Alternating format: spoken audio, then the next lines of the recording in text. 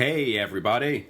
Hi. Film Book Club returns. Hi, Jamie. Hi, Gary. We're doing something new and original. Well, we are for ourselves. for us, For Film Book Club, we are. It's our cherry to pop. Yeah, it's going to be quite a long one, so we're going to get going straight away. But do you want to give us a quick shout as to what we're doing? Well, yeah, this is our first, hopefully of a few, because I imagine it's going to be really fun. We're going to do a commentary on Spectre. Yeah, basically, so obviously me and Jamie, massive Bond nerds, as I'm sure you all know if you've been following us since the origins. We were very dismayed to find out there's no audio commentary on the Spectre DVD or Blu-ray. Boo. Indeed. So we thought, well, we want to hear why would you people want to listen to it? Because there isn't one. So Yeah. there we go. We've got like 2 hours. It's the longest Bond film to go, so should we crack straight on with it? Yeah, it's the longest by a mile. So Well, actually, guys- no, by 5 minutes. Anyway. Yeah, so we'll count you in of when to press play and just follow us along as we do that. So One thing to say, if you're watching it illegally and you haven't set up enough time to download it ahead of time, and we get ahead of you, it's your own fault. yeah, essentially. Yeah. So there we go. Buy things, everyone. Yeah, go and buy it. Anyway, so if you want to watch it with the film, we'll do a counting in just one moment. If you just want to listen to us for 2.5 hours talk about Spectre in time with the film, so be it. Jedi.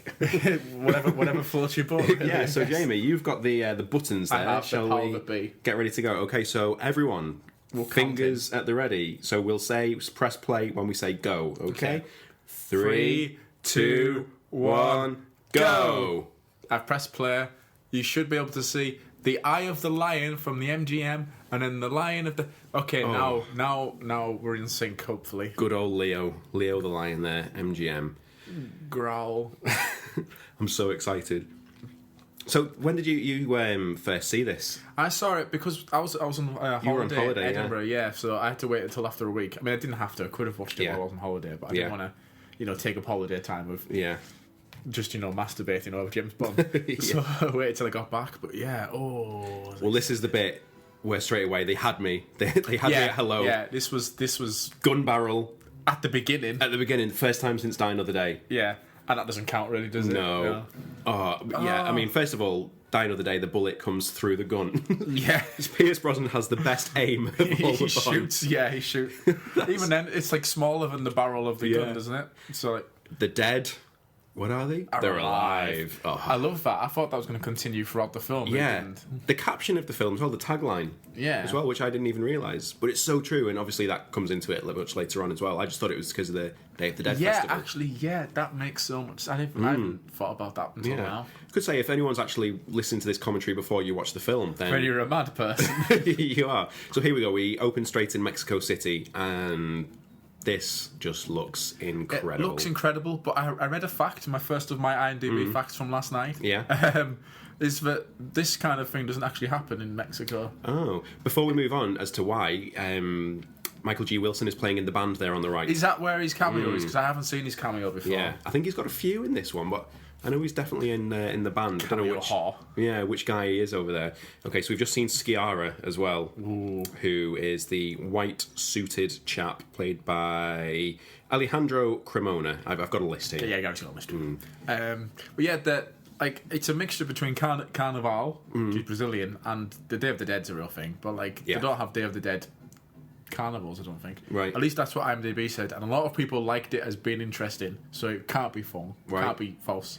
All I sort of knew about the Day of the Dead festival was there's a Jamie Oliver where he goes there and cooks for a family, and it's brilliant. I love Jamie Oliver. Oh, I don't like Jamie Oliver. Oh no! I think he's a horrible young man. Oh, well, we'll ignore that for now. Gary, he's a Tory.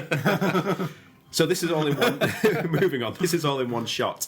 Supposedly, there's Yeah, there is cut. I think there's cuts. 4. Yeah, cuts. so the first one I think is when it goes on the poster as they cut, and we're in Pinewood now. Yeah. So we're seeing Bond, and a nice little reference to Baron Samedi. Yeah, definitely beautiful. Little. Yeah, with the first Bond girl of the film, Estrella, played by Stephanie Sigman.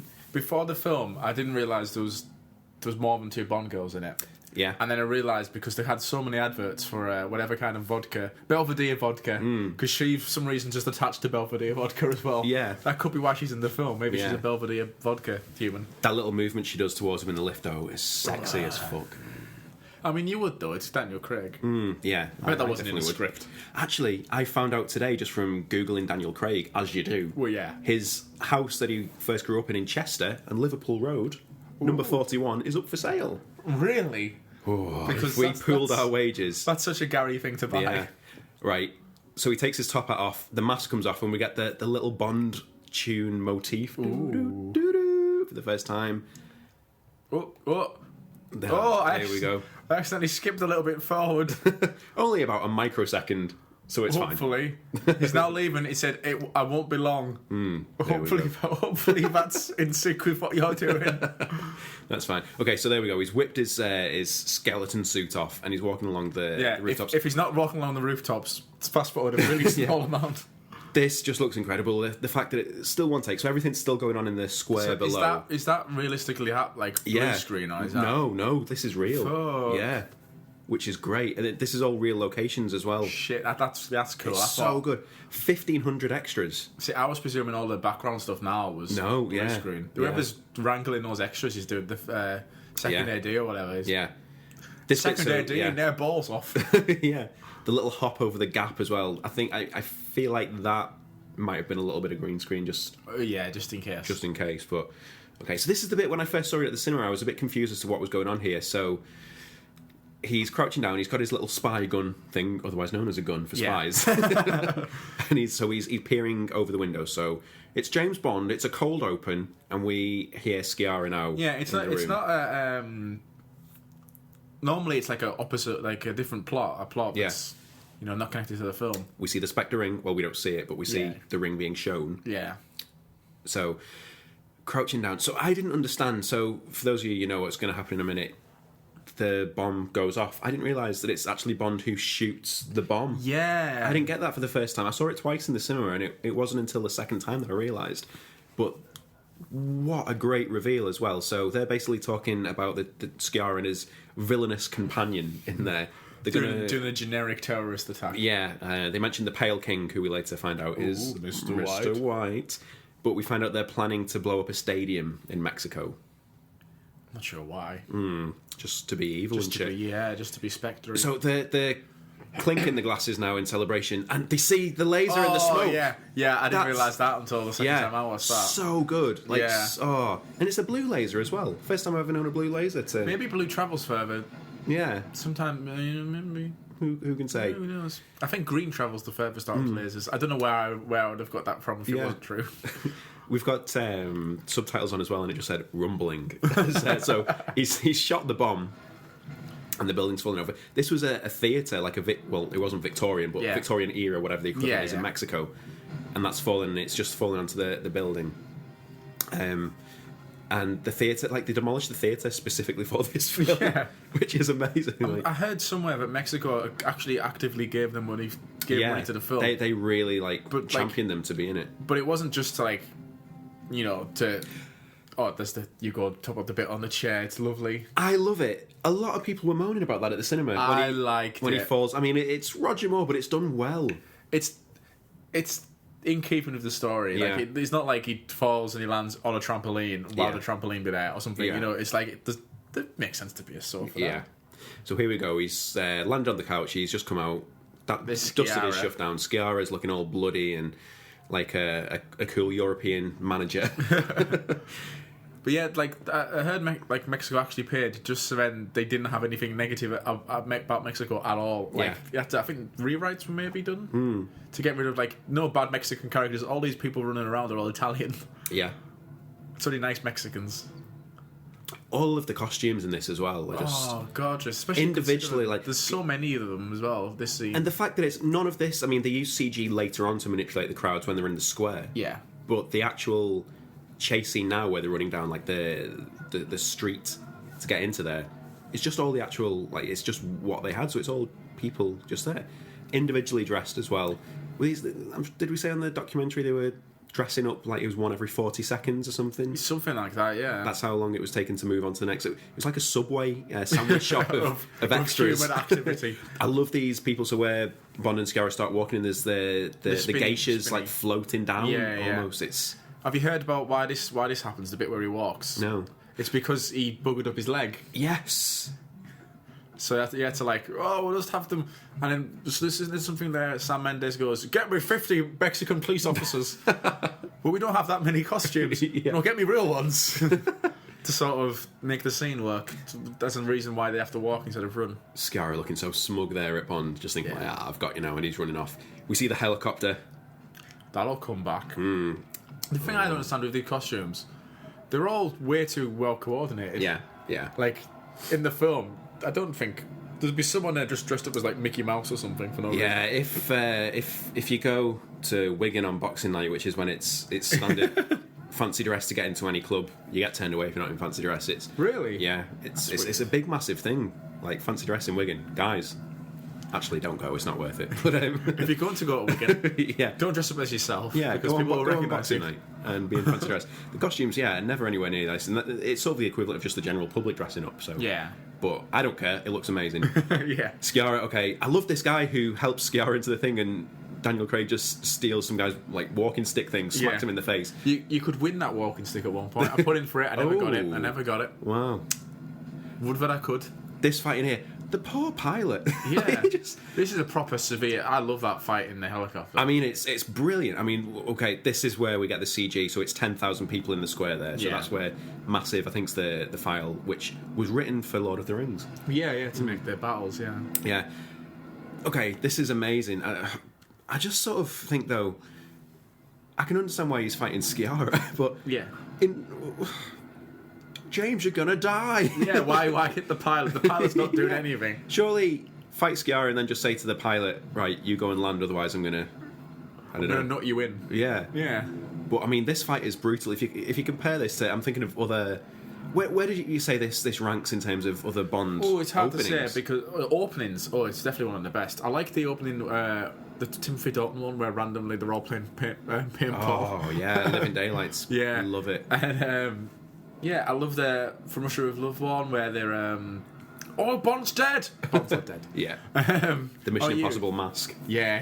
What about you? What are your favourites? Well, I think. Oh, this is where he grabs the ring. Oh, he's grabbing the ring off his bloody hand. That's the actual blood. It's the very English description. Oh, his bloody hands. The flare gun's gone off as well. I love it. Just where he kicks Sciarra out now. Spoilers for about 3 seconds time. Oh, he's going. Sciarra looking like he's having a shit there. Yeah. It's weird that the party still seems to be going on in the no one's looking up really. Yeah, I mean you would panic which way, because you'd sort of be like, whichever way I run, they're going to go. I mean, goodbye Sciarra. He's killed 3 people. He's departed. Good old Alejandro Cremona. On his way. Who was actually in Rome, the TV series. Which I did watch when it was on. But I watched that as well. Yeah. Right, now the crowd are running away a bit. I wonder if I didn't see it from. I've never noticed it before when watching the film, but there must be a Wilhelm scream in here somewhere. Yeah, you can't. Surely you can't have one not in a film like this. I love it. So they're flying the helicopter in a vertical line up as high as they can, essentially, as they're fighting. Very similar to the Batwing in Tim Burton's first Batman film, where that bit where it goes up and the Batwing goes over the moon, and it just looks like the Bat logo. So good. Okay, so he's trying to hurt a man with a helmet by hitting his head against things. He's wearing a helmet. And he's blonde as well. He looks. Oh, there he goes. He's out of there. Right. Okay. Come on, James. Quite similar to GoldenEye, this, where he steers the plane up as it's going in a nosedive. But it's what I like is that James Bond can fly literally any mode of transport. Yeah. Engine revving. He can even fly boats. That's how good he is. Yeah. He can fly them. Oh my! Right. I've got it now. I've got goosebumps right now. This second. There we go. We've got the Bond theme in the back as well. Danny Craig, he's got a little quiff, still in style. Oh. He's there, just flying in the distance, going, well, where the fuck do I I've actually got goosebumps. Oh my god. Oh. That's kind of weird. This is definitely one of my favourite. I think it's, dare I say it, Daniel Craig's best opening? Yeah, I think it's Daniel Craig's best opening. I can't think of many other openings which are better than this in the franchise. Yeah. We'll have to have a think in a moment. I remember when I saw it in the cinema, I wasn't a big fan of Sam Smith's song. Yeah, you didn't like it. I despised it when I first heard it. Yeah, I liked it, then didn't like it, and then it grew on me. As soon as I saw the song in context of the film, it made sense to me. It does make sense, definitely. I love the zoom in to the the Spectre ring as well, where you see the octopus and then it goes into the opening credits. Yeah. As well, so a lot of people, we should say, critical response has been good for this film, but it's the public who've been quite negative about well, it. It depends on the country. The critical response in Britain has been amazing. Yeah. The critical response in America is what's been shit. Yeah. One of the main things, I was reading a review the other day about it, and one of the reviews I read, which from an American guy going like, oh, it's just stupid. The octopuses have 8 legs for one, and the Spectre logo just has 7. And there's like, but if you look, the middle leg is like double the size, and I think that's because it's in front and behind. Ooh. If it's a 3D design. Ooh. That's my reading into it. That's why the film's shit, because the octopus legs are wrong. Yeah. Oh, that's just wrong. Maybe it lost one of them in a fight. Yeah. And also, there's only so many arms of Spectre. Maybe there's like, that's the different sections of Spectre. One of them's Quantum. Yeah. One of them's the people that do the dishes. Yeah. There's lots of different zones of Spectre, maybe. But only 7, but they didn't think it's not worth the octopus for the 8th one.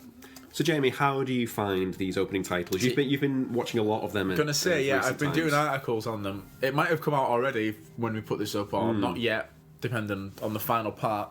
But I don't want to say too much, just in case someone wants to read them, and I'll give away my thoughts. But what about you? Well, I love the fact. I mean, when I first saw it, I was like, "Oh, we're seeing silver here." There's Vesper. Vesper's back in the reflection. Any We see excuse for Eva Green's good. Who else do we get? We get Le Chiffre, good old Mads Mikkelsen. Oh, I love that guy. We don't get Dominic Green, though. What's your opinion on that? Yeah, I feel like they should have. I mean, we get good old Judy. That was nice. I love all the stuff now where we see what we later find out is Blofeld at the table as well, and it has. It's got 8 legs there. There we go, 8 legs. Fuck off, American critic. Yeah, I love this skull now. Yeah. Oh, I've still got goosebumps. This is like the longest goosegasm I've ever had. Goosegasm, God. So that photo makes sense in the film. Oh, yeah. It's all fitting in, isn't it? Sam Smith won an Oscar for this song. Yeah, there's a lot better Bond songs that haven't got Oscars. But I feel like they had a lot better competition. Yeah. I don't feel like you get many original songs for films anymore. No, you that's don't. The issue. Hoyt van Hoytema as well, director of photography. Like, well done. Just well done on that name for one. Yeah. He did Inception as well, Yeah. which is very Bondy. Yeah. There was a big talk about if Sam Mendes didn't come back, Chris Nolan was going to do it. Yeah. And there's still talk that he'll do the next one. Who would you like to do Bond 25?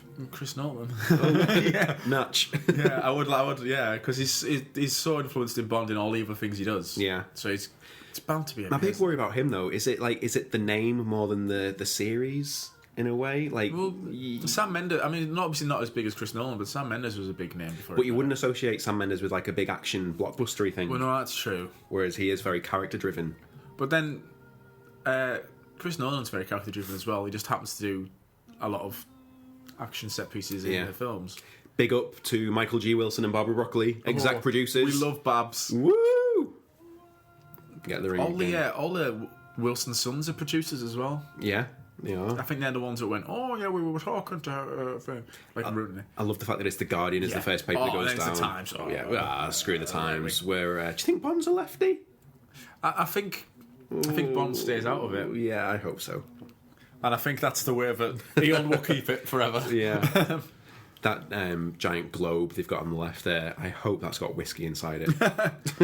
Or it's a balloon so you can throw it around a bit. Yeah. Great dictator. Ralph Fiennes' face there is pure disgust, which I love. He's had a proper renaissance in terms of his career, hasn't he? Yeah. I think sort of, when was it? Probably like Grand Budapest onwards. He's in so much. A Bigger Splash. What a top film that was. I really wanted to see The Invisible Woman as well, but I never got a chance to see that. Ever since Grand Budapest, I've just been like, oh, Rafe Ralph. Hail Caesar. I mean... Oh, he's brilliant in that. He steals that What film. What you were? Yeah. That's the best scene of the whole film, I think. Yeah. In a film, it is just like a collection of scenes as well. Yeah. It was like a highbrow Saturday Night Live. Yeah. A very well-paid Saturday Night Live. Yeah. Thinking about it, maybe James Bond is a lefty because all of this is about like, oh, we can't have people looking in on people. Yeah. We can't have all this spy network, but like it isn't a proper spy network. Yeah. And that's quite lefty. That's quite Guardian. I would love James Bond to be like, you work for Her Majesty's government. I'd love him to just go, fuck the Queen. Fuck her. Yeah. or like fuck Nick Clegg, or whenever it was written. Leather padded door. Oh, double-breasted leather padded. There we go. We've not had one of them in a while. And here's C. Here he goes. Stands for Central Intelligence Agency. Oh, I can't pronounce this guy's name. The Solomon from 12 Years a Slave. Yeah. I forget his name. I've got it written down here on my cheat sheet. Go on. Do you know how to pronounce it? Chiwetel. Oh, Chiwetel Ejiofor. There we go. So he was originally mooted to be Blofeld. And then when C. Then C, but they hired Andrew Scott because his salary was $1 million. Yeah, I read that as well. Yeah. I feel like Chiwetel Ejiofor, I'm not just throwing out whether I can say it. I feel like he's a better actor, but a lot less smarmy. Yeah. He might have played it really well. Yeah. But don't get me wrong, but I think Andrew Scott's just automatically like, he's just a smarmy Could get. be happy accidents, because maybe he'd be good for a villain later on in the series as well. Yeah, he's... You wouldn't want to blow his load on C. Definitely, yeah. I love this walk that Moneypenny's got as well. It's proper, like, model walk. In fairness, she's wearing like a model-y dress and high heels, so it she reminds has me, to do it. every time I see it, of Richard Ashcroft in Bittersweet Symphony video. Just, like, swaying them arms. Bond was definitely doing a Richard Ashcroft. Yeah. So we get to see Bond's house. Yeah, definitely. I think the first time since 70-something. Yeah, since... Well, that'd be Live and Let Die, wouldn't it? Yeah, I think so. When he has the espresso machine. Yeah. Would you like a latte, M? And that was like a really big thing at the time. Yeah. Like, look at the machine he's got. I was reading the thing about the Bond girls in this film, and it stated Moneypenny as one of them. She's not a Bond girl, she's Moneypenny. Like, they were saying in the reasons, they were like, Moneypenny comes round to his house, and it's clearly evening, 9 p.m. That doesn't... How do you know the time?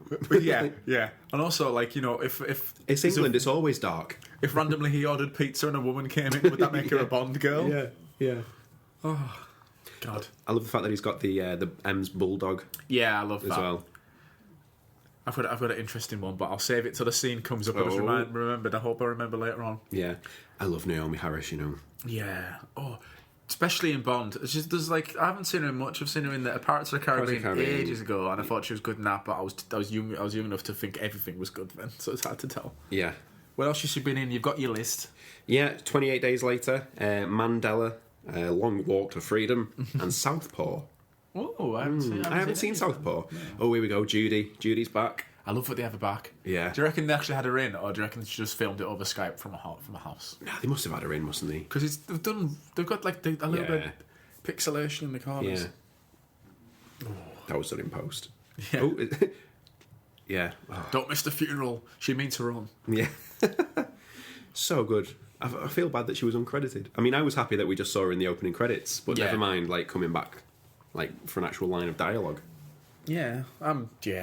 So narrative-wise, she basically comes back and says, keep a track on a guy called Skiara. Yeah. Don't miss the funeral, which is who Bond killed in the opening credits. So does that count as a cold open? I guess it doesn't really. Well, it is a cold open, like, technically, because it's like, it is just opening from nothing. Yeah. But, like, a Bond cold opens, not technically, is traditionally something unconnected with the main plot. Yeah. So it's not like it's not like that. But that hasn't been around for a while. They haven't done that, I think, since Octopussy? Yeah. A very long time ago. Yeah, so, you know, before I was born. Yeah. So, what do you think in terms of, I mean, the relationship that Moneypenny and Bond have now is brilliant. It's better than, I mean, God bless Lois Maxwell. Yeah, it's better than that one. But for the best will in the world, her relationships with Connery, Lazenby and Old Moore were... Especially when it was the one where she's so old that they're clearly getting another young Moneypenny in. That was Octopussy, wasn't it? And then, was it? Yeah. But then, she's not back for A View to a Kill, the following one. So it's like, God bless her. But so Naomi Harris is first in Skyfall. Mm-hmm. There's that sexy shaving scene. Do you remember? Yeah. In Skyfall in Shanghai. And then all the stuff in the casino as well, where they sort of like work as a team. Do you reckon Bond and Moneypenny have actually done any loving? I'd prefer it just as a bluff old traditionalist. Yeah, but they just flirt and never happens. But you know, in my mind's eye, I can picture it and it's amazing. Yeah, she's too good for him. Oh, here's Tanner. I love Tanner. Should we tell them our story of Tanner with our friend Joe? Our good old friend Joe, who will be on a future episode, hopefully in the next couple of weeks, is an actor and was down in London. London. Yeah, London, doing some work at some audio recording for part of a radio play or something. And Roy Kinnear was in it with him as the main part in the radio play. And Joe, who doesn't really... things. Yeah, he wants to be an actor and a performer, but he hates watching performance and acting and theatre and film. Saw old Canary Bob's there, and just in making small talk before they started recording was like, "So have you you done much work before?" He was like, "Yes, I've just finished a film." He's like, "Oh, brilliant! What film have you done?" Well, Spectre and Skyfall and a lot of other stuff, and I've just finished playing Hamlet down in the Old Vic. It's like, yeah. Oh wow, that's And good. didn't he say to you, oh, have you heard of a character called Tanner? Yeah. Yeah. Oh, man, it was really good. Oh, I love Joe. So we're going to the secret headquarters, Q's headquarters. Yeah. I like the fact that they carried on the narrative of MI6 still being Yeah. kaput after Silver's whole I like that it's just so like computer hackage. it's sort of Britishy, but they kind of come up with a good reason why they have to move out of this fancy new building and make it all old and like a guy tinkering in his shed Yeah. and all Britishy. They get away with it by... I always do wonder. So obviously that's a real building down in London, MI6 and stuff. It's really there. Yeah. And they haven't blown it up, have they? no, they haven't. Yeah, good old special effects. But things so buildings like that, like the White House and the Pentagon and stuff in America, are they the actual, or is that just a ruse? Because you think if everyone knows where it is, then surely it's just. Well, that's why people tried to fly into the White House in a plane. Yeah. Or the Pentagon, it did happen as well. Yeah. But yeah, I feel like they are legit. Here we go. MI6 is the stupid one, because why would you let everyone know that your headquarters is on the bank of the River Thames? Yeah. So Ben Whishaw returns. Oh, I love him. I love Q. He's so cool.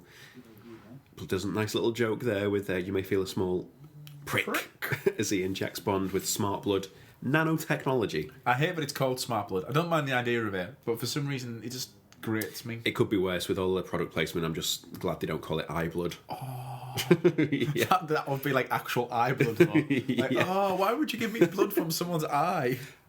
I had an injection in my eye about 2 years ago. Oh, that must have been horrible. It was horrible because you can't look away. You just see the needle coming towards you. Oh, I used to put contact lenses in, and that was bad enough. Never mind it being an actual sharp. People get them tattooed. Yeah, why? So nanotechnology and the smart blood is basically so the transmitter which they have put in Bond in Casino Royale, but then gets cut out by Le Chiffre's men. This is smart blood, so it stays in your blood. Yeah, so they can't cut it out unless they do a lot of cutting. Yeah, or just drain him. Yeah. Which a few Bond girls have done before. Yeah. Oh. So Ben Whishaw, otherwise known as Q, just a little bit of flirting with Bond there, saying, "Oh, magnificent this Aston, isn't it?" Yeah. Specially can't have made. it though. You gimp. Yeah, this isn't for you. This is for another 00. 009, I think it was. Yeah. Oh, there we go. The Aston from Skyfall is... This sets up that Q is just a mechanic, because this car's taking me just to fix. It's like, well, I love this little... move on to fucking gadgets instead of just fixing old cars. I love it when Q makes a joke. Oh, yeah. Who do you prefer between Ben Whishaw Q and good old Desmond Llewellyn Q? Depends. Depends what you mean by they're both perfect for their own series. I mean, like Ben Whishaw is a proper actor. Yeah. Whereas Desmond Llewellyn couldn't act in half the films he was in. Yeah. he just was Q. Whereas I sort of feel like Desmond Llewellyn had the lines written on the back of his hand or something. I think sometimes that did kind of happen. Yeah. Which I like the fact that the Broccolis are just obviously such like it's that sort of like family feel to the films, isn't it? It's like, we're not going to sack you off because you're shit. The it doesn't matter if you're shit, Desmond. But like the character wasn't a character at first, and it becomes one. Yeah. Because don't they just go, here's your quartermaster, and they give him a name. What's his name? Like, Boothroyd. Yeah. Major Boothroyd. Major Boothroyd. Yeah. And stuff, and then he becomes Q, sort of. Is it Golden Man? From Russia with Love we first see Desmond Llewellyn. Yeah, but it's Goldfinger, where he becomes actual Q. Yeah, and it's, I forget the actor's name in Doctor No, and it's someone different in Doctor No. Yeah, but it's hard to say if stuff. I love it in From Russia with Love with Desmond Llewellyn, where he's got the black fingernail. Yeah. Obviously trapped it in the suitcase Yeah. before he gives it to Bond. He's trying to nick some of the gold sovereigns. Yeah. I love the fact, so we've seen that Q is going to help Bond now by sort of giving the time delay with the smart plug working. Moneypenny's helping Bond do some research on Skiara, or the Pale King. And he's sent to a really, really shit... yeah, that's the sort of phone that Orange sent me in my final days before I left him when it was in for repair. I think it's called an Alcatel 2000. And that's when it was made. Oh, God, it was awful. On M's forgot Moneypenny's birthday. How dare you? What a prick. Yeah.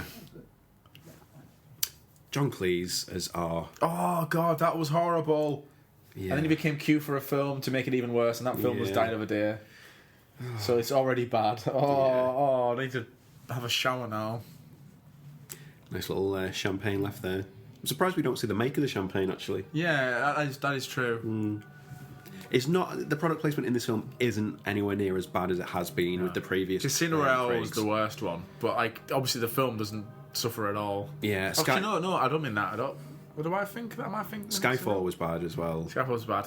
Yeah. I may be thinking Dying of a Day, and then it drops to Casino Royale. Yeah. I feel like I'm just remembering things I've read wrong. Yeah. This list of buttons in the Aston Martin that...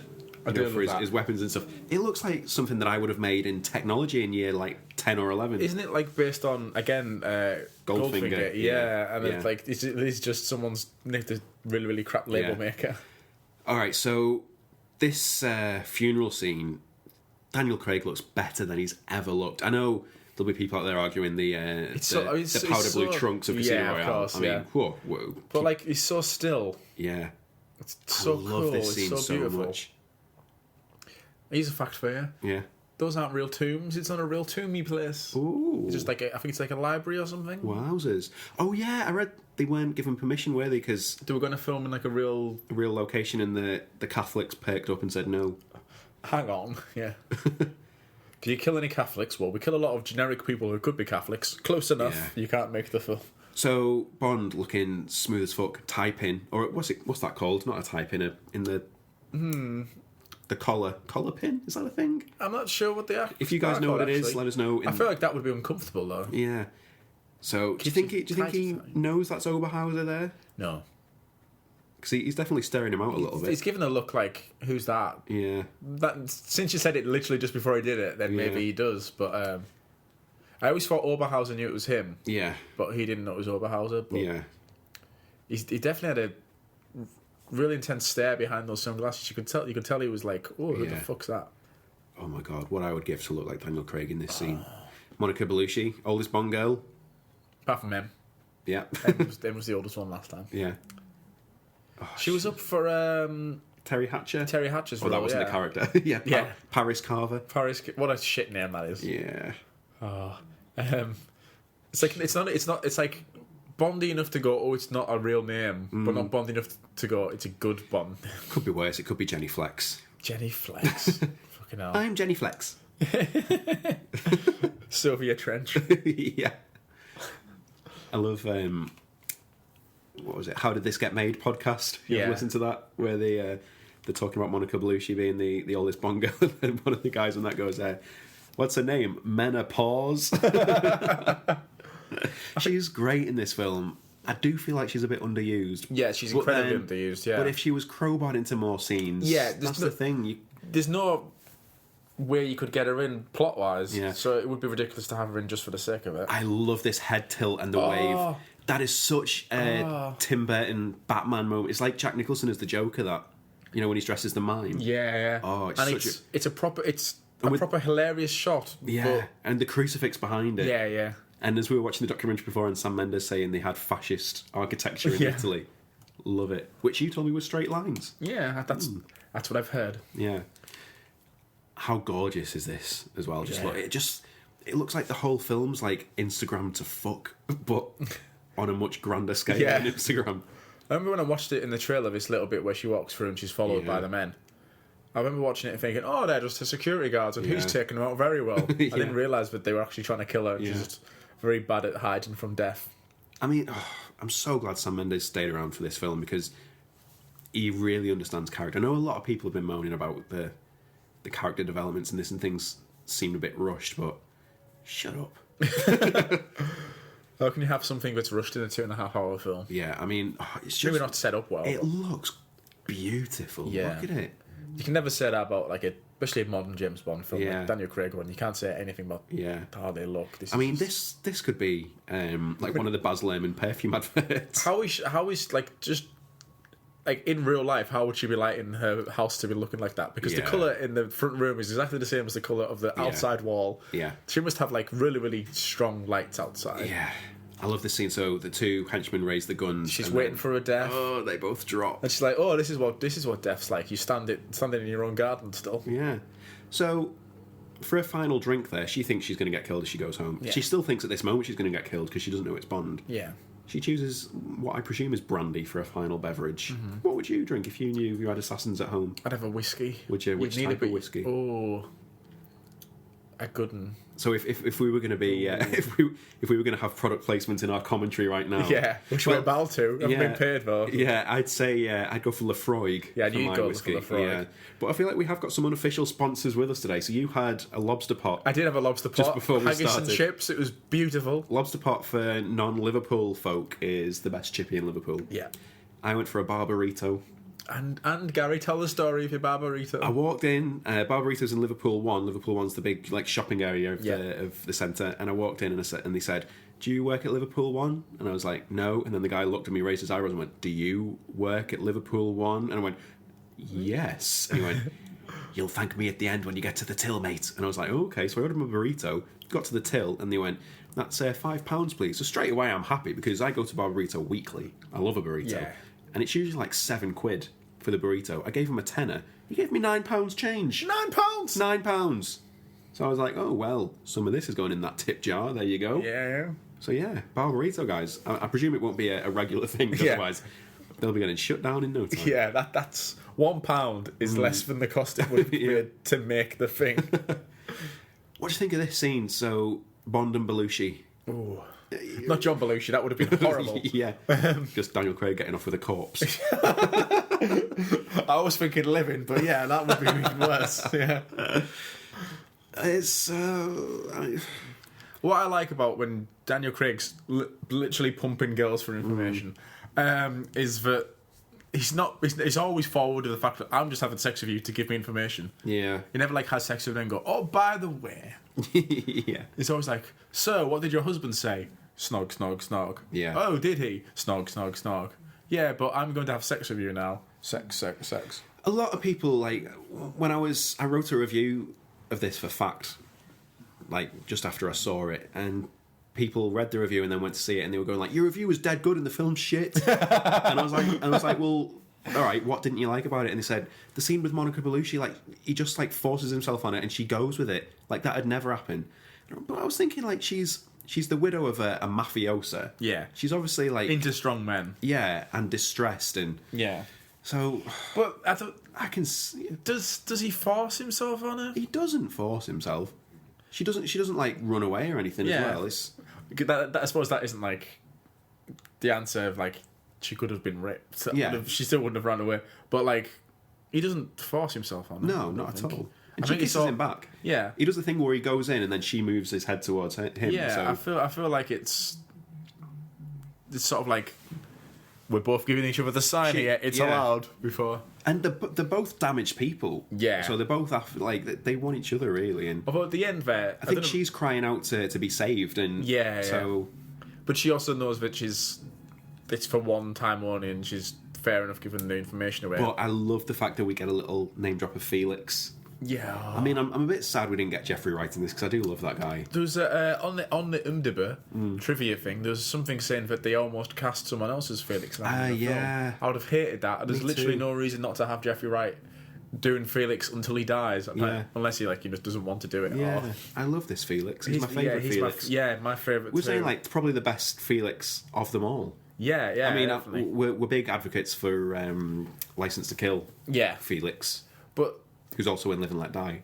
I was saying to you before, I'm not a big fan of Felix generally, really. Until modern Until this Felix, I've always been like, oh, it's Felix. He's the one I'm not going to remember when he comes up again, and you're meant to think he's James Bond's best friend. Yeah. And you go, oh yeah, it's that guy playing Felix this time. Yeah. It could have been. I prefer Felix to like Wade. Yeah. With Joe Don Baker. Yeah. Like, why have Joe Don Baker when he's clearly been the villain in that's true as well. Living Daylights? I know there's that thing of they always cast from previous films a lot of the time. It's like having Octopussy back when she's been slapped around by Roger Moore before. Yeah, in the most awkward scene Roger of Moore. that film. I mean... in fact, no, it's not, because the whole film. Sheriff Pepper is... oh, God, yeah. What I love here, so as Bond walks in to the Spectre meeting, we see, just in 1 second, we've seen him from behind there, and there he is, okay, the massively long grey ponytail chap from Casino Royale. Yeah. That's clearly why he was there, was just getting some more money for Quantum/Spectre. Yeah. Again, this scene just... It looks like the best sepia I've... This week in Italy, the lights must have cut out, and they just replaced them with very low energy yellow light bulbs, because it's just so beautiful and golden. The woman chatting here, Emma Bunt?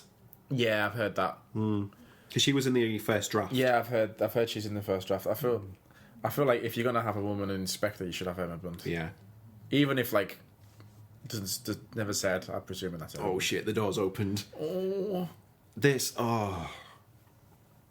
Spielbergian light shining through here, and then Christoph walks in, takes his seat. Did you hear about who the possible alternatives to Christoph Waltz were? Yeah, so I mean, it was Gary Oldman was one. Yeah, Kevin Spacey. Oh well, Kevin Spacey, I've heard, was linked to Silver as well. Yeah, Silver in Skyfall, but was not actually anything to do with Spectre. He said. He's like, I don't know why people keep on linking him with Bond films. It's because he looks like a Bond villain. That's why. And just because he looks good bald. Yeah, definitely. Yeah. You may be seated. Thanks, sir. I just love the fact that they keep his face in shadow as well. Like, this is... I've been wanting something like this in a Bond film for such a long time. This is the thing where it becomes... I feel like for me, for people who are really into Bond and really not really into Bond, I think this is where it becomes like a thing, because obviously we know it's Blofeld already pretty much, even before we went to see the film really, when he was Blofeld. But people who are really into Bond care about that and find it really interesting, whereas people who aren't are just going, oh, who's that shadowy guy? Yeah. And then it's revealed it's Christoph Waltz, and you haven't seen them before. So you're not really that... Oh, it's Christoph Waltz. So everyone who's been watching Bond, say just from the Craig era... Yeah. And hasn't really visited the others, doesn't really know what's going on. Even before then, before Pierce Brosnan. Yeah, they won't understand the significance, will they? Yeah, exactly. Because we haven't had a Blofeld since Diamonds Are Forever. I mean, For Your Eyes Only doesn't count. Yeah, it doesn't count, yeah. Oh, I was thinking about For Your Eyes Only recently, actually. The beginning of that with the comical opening with Blofeld, and then the ending with Maggie Thatcher. Oh! But then, that's probably Roger Moore's most serious film. But it's bookended by the two most absurd, ridiculous. Yeah, it's sort of like it was bookended by Moonraker, but with with a central like From Russia with Love sort of seriousness. You know. Me too. I love Blofeld's little aide who he whispers into Stephen his ear. Merchant. Yeah. Oh, he was okay. I was going to go for Jurgen Klopp. Oh, yeah. Both right. Yeah. A hybrid of the two. Yeah, he's who I'd be in this film. If I was in a character, I'd probably be him. Being poor guy with glasses.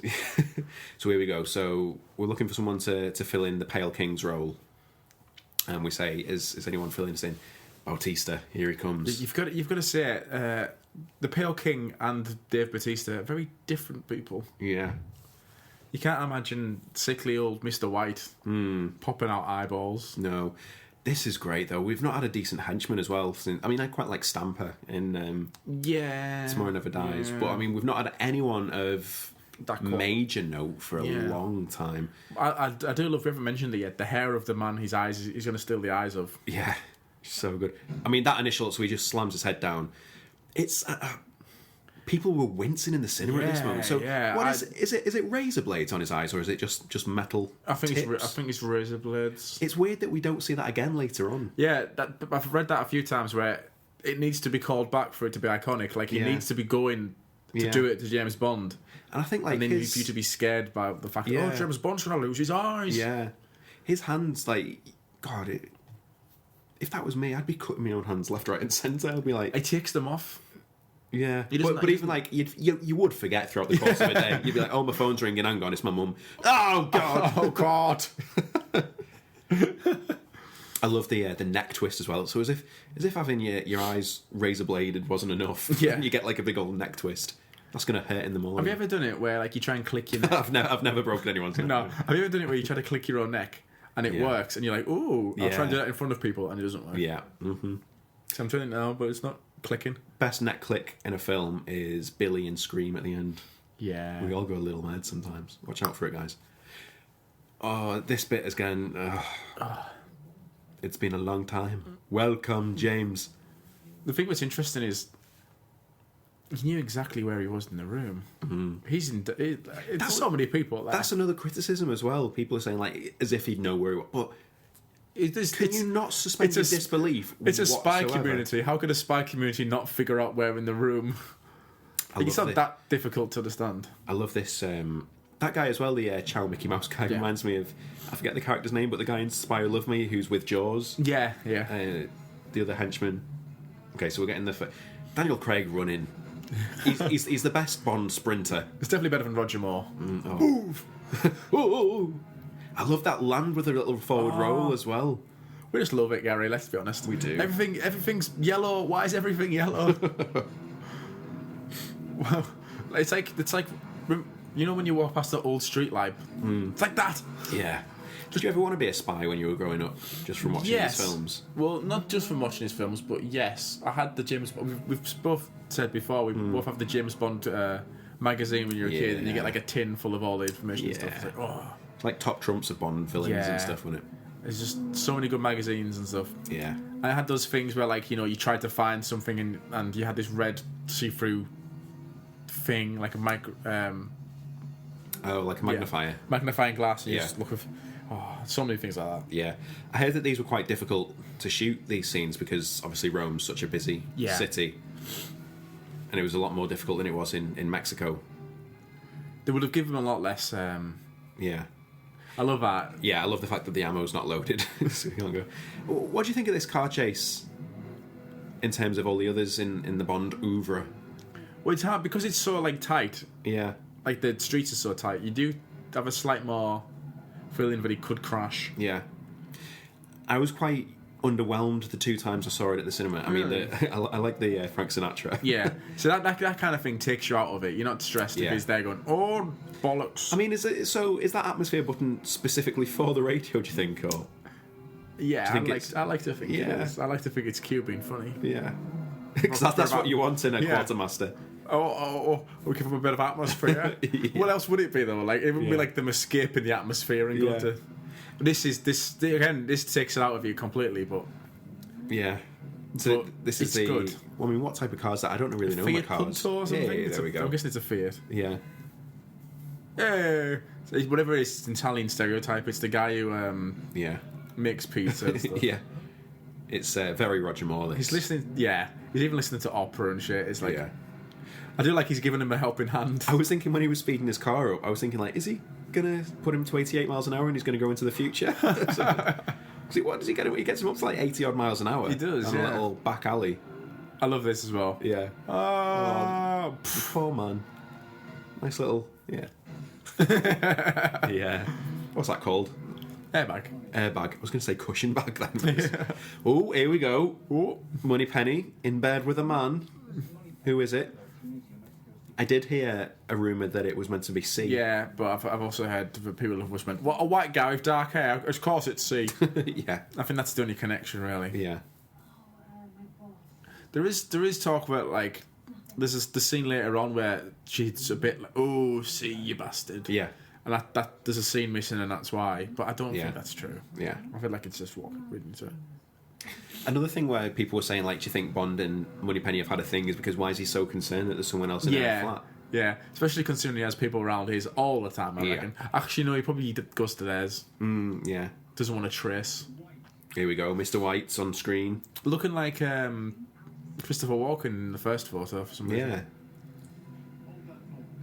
Side by side with Hinks there. The place where Mr. White is translated, is just called Old House. It's in an old house in Austria. That's the only description there is. I did some research about old Bautista, who's in Guardians of the Galaxy. He is, yeah. Did you like that? You were a fan of that, Yeah, weren't you? I liked it a lot, yeah. I discovered that he is the fourth actor. The fourth wrestler, yes. Yeah, to be from a wrestling background. This is including Never Say Never Again. So we've got Harold Sakata, who was Oddjob. Yeah. And Peter Fane Maeva, who was Hans in You Only Live Twice. Do you want me to give you a fact about Peter Maivia? Yeah? Oh, Maivia, He's High Chief Maivia. He's the Rock's granddad. Is he? Yeah. When the Rock started, his name was Rocky Maivia. What? Because his name is named after his granddad, and his dad is called Rock Johnson. I love how you know wrestles stuff. Yeah, I'm in with the wrestles. Yeah, James is a big fan of it. The third guy, so Never Say Never Again, doesn't really count, but we'll have it in. We'll say this.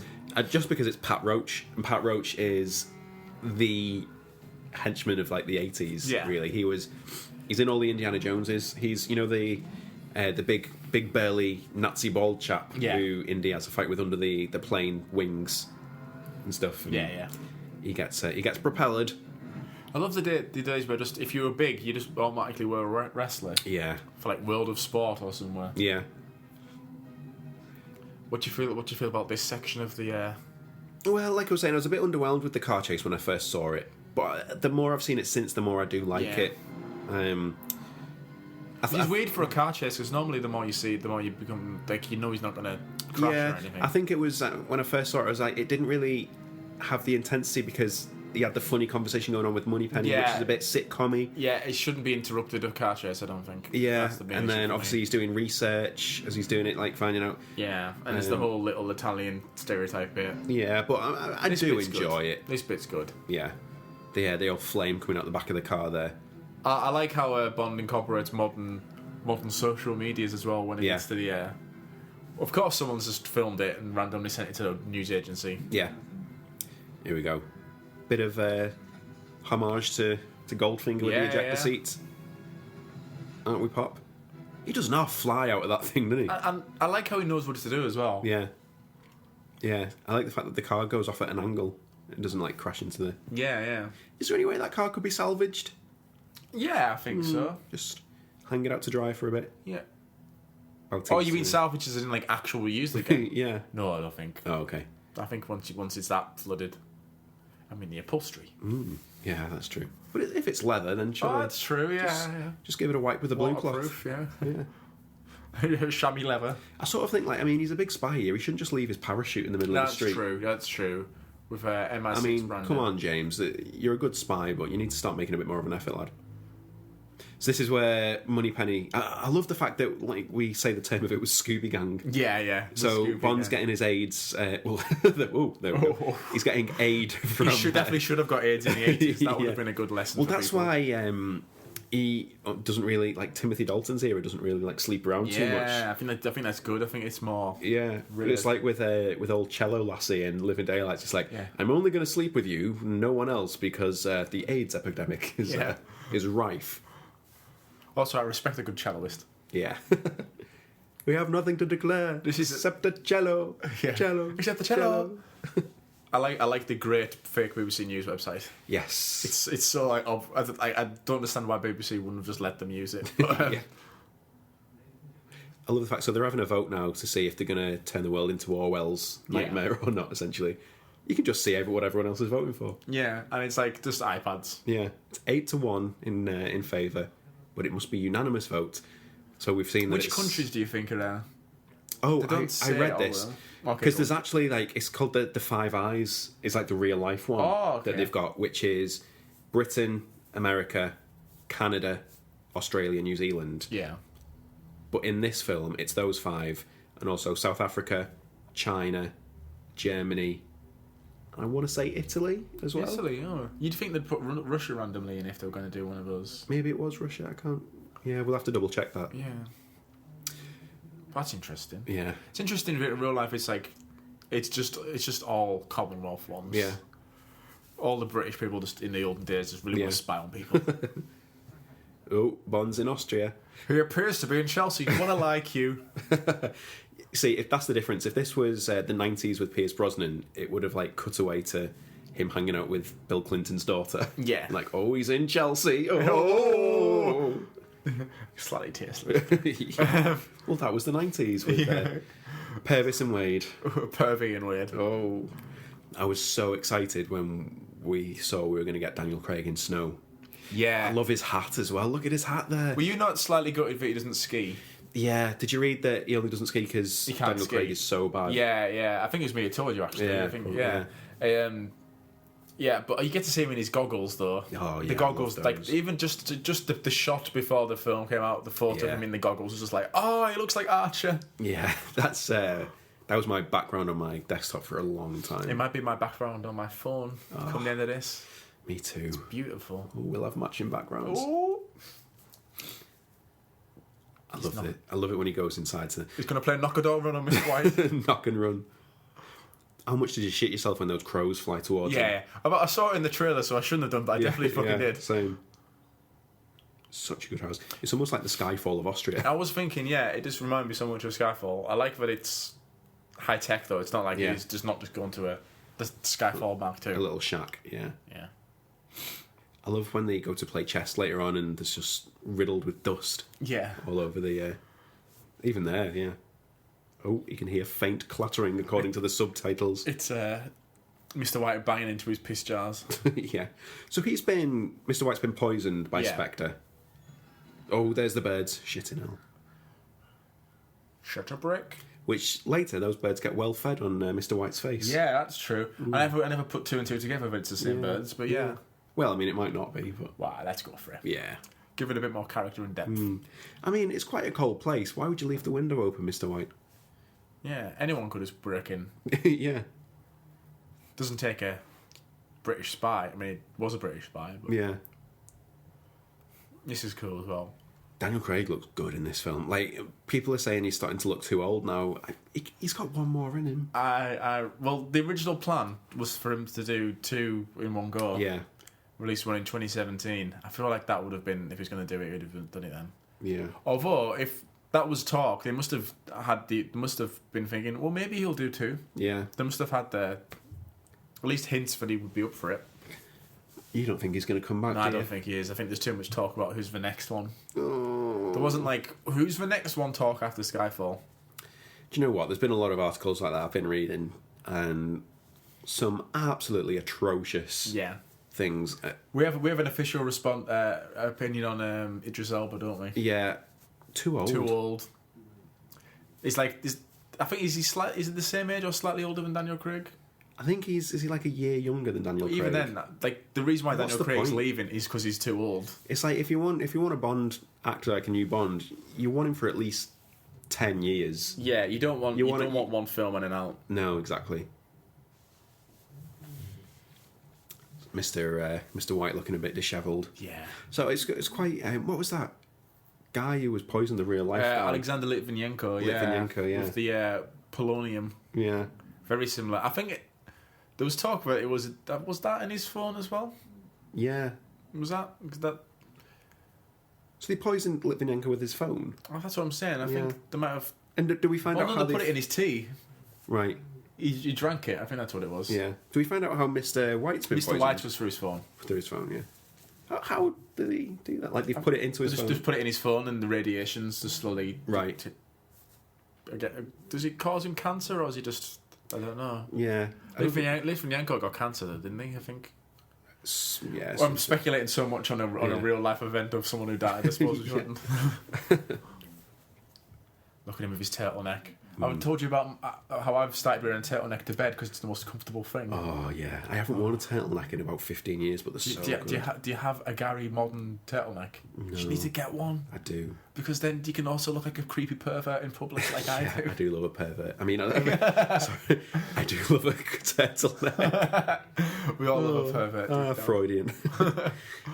I do. There's a few things which I want to buy from. A really bad Freudian joke. Anyone from my wardrobe of old, which I'm looking to get. First is dungarees. Oh, dungarees. Oh yeah, and the other one is tartan trousers. Yeah, you'd suit tartan trousers. Definitely would go with your aesthetic. Yeah. I want a Nehru jacket. Oh, but you couldn't get away with it really. What do you think about? Do you remember? The jacket Ryan Gosling wears in Drive? Yes. I'm a big fan of that jacket, and there's been a Yeah. few times. Our mutual friend Shane has one. I'd think... I can't imagine just Shane having one, but Yeah. I tried his on. It looks cool on him. Like, he pulls it off because he's a cool, dapper guy. When I put it on and I looked in the mirror, I just went, oh, twat. I looked absolutely ridiculous. I've been thinking about getting a leather jacket, and I thought I'd look you'd look good on that. So you've just got a Gondor Tree t-shirt. Yeah, which is pretty bitchy. I've also got a new Star Wars one. I'll have to show you that at the end of the pod. Yeah. I found... I sent you the link to... I saw a jacket, like a sports jacket, but it was the map of Middle-earth. Yeah. And, guys, it was spectacular. I was so excited about it. Spectacular. Yeah, I put it in my basket. I was ready to purchase it. I was fumbling around looking for my card, and that's when I discovered that it was women's only. And I was like, thank Christ I didn't buy it. It was like 30 quid. Just like top heavy. Yeah. So here we go. So Bond's slidden over the gun. Nice segue back there, Gary. Yeah, to Mr. White, and Mr. White's going, why don't I just kill you? And then he thinks, well, I'm guessing he already had the idea of him protecting his daughter beforehand. Yeah. I love this, where he's basically saying something about the American. She knows the American. Yeah. And Bond doesn't know what l'American means. Yeah. Oh, I'm sure he should. He's sure he must. Because even I knew what French for the American was. He'll know the words, but he thinks it's a person, doesn't he? Yeah. Oh, Gunshot, yeah. It's weird. It's weird. There's a character choice that Bond looks away, because normally Bond would like look at that kind of thing. I like that he looks away. Yeah. Because it isn't like his choice and isn't like, Yeah. look at the level of dust that I know. is. Again, if this was Pierce Brosnan, he would have knocked over the king on checkmate. Yeah. Something ridiculous. Yeah. So what do you think about... I like that he closes the eyelids. Yeah, that's nice. What do you think about Purvis and Wade? Let's talk about them for a minute. Well, we've always presumed that they were the bad guys. Yeah. We should say for new Bond comers, they're the writers who've written all the Bond scripts. Is it GoldenEye? Is it since GoldenEye? No, World Is Not Enough. I know that's what I mean. Yeah, that's what I mean, yeah. And all the Johnny Englishes. Yeah. Such a weird thing to write the Bond films and the spoof that goes with them. But not even a good spoof. Some people have said that Johnny English is just like actual Bond scripts that weren't accepted. Yeah. But there's... The reason why we went, they're the bad guys, is because Die Another Day is part of their... That was I collection. think was that the first one that they wrote completely with anyone else having any input to? Yeah, I think that's true as well. Yeah. Might be wrong, but I think it is. Whereas like with the others, there's always been someone else just giving input and stuff. And we always thought, these other people are doing all this work, and Purvis and Wade are coming along and fucking it up and adding pigeon double takes, even though they didn't do that. But Yeah. things akin to that. And then it comes to this film where it was meant to be someone else by himself. Who was it again? It was meant to be John Logan. John Logan, yeah. And then all the top people, all the Broccolis and Sam Mendes go, we need Purvis and Wade back. Yeah. Well, was surprising. We don't know if Mendes said that, do we? Because he looked according to the IMDb trivia, he was one of the ones who... Yeah, I heard that he was a bit disgruntled that they were coming back, but... Maybe they're just dickheads and he doesn't like them. Yeah, there's a really cheesy interview with him on a train on YouTube. Have you seen that? No. I don't really want to know what they look like, because I'd feel bad about not liking them so much. Yeah.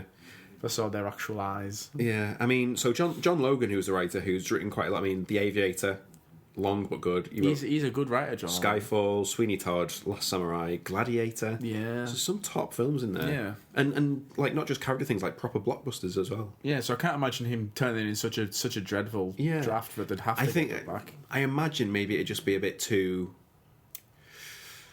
heavy. Like maybe they needed a few of the lols in there. I don't know, because they were writing for Casino Royale, which is heavier than this, I'd say. Do you think? Yeah.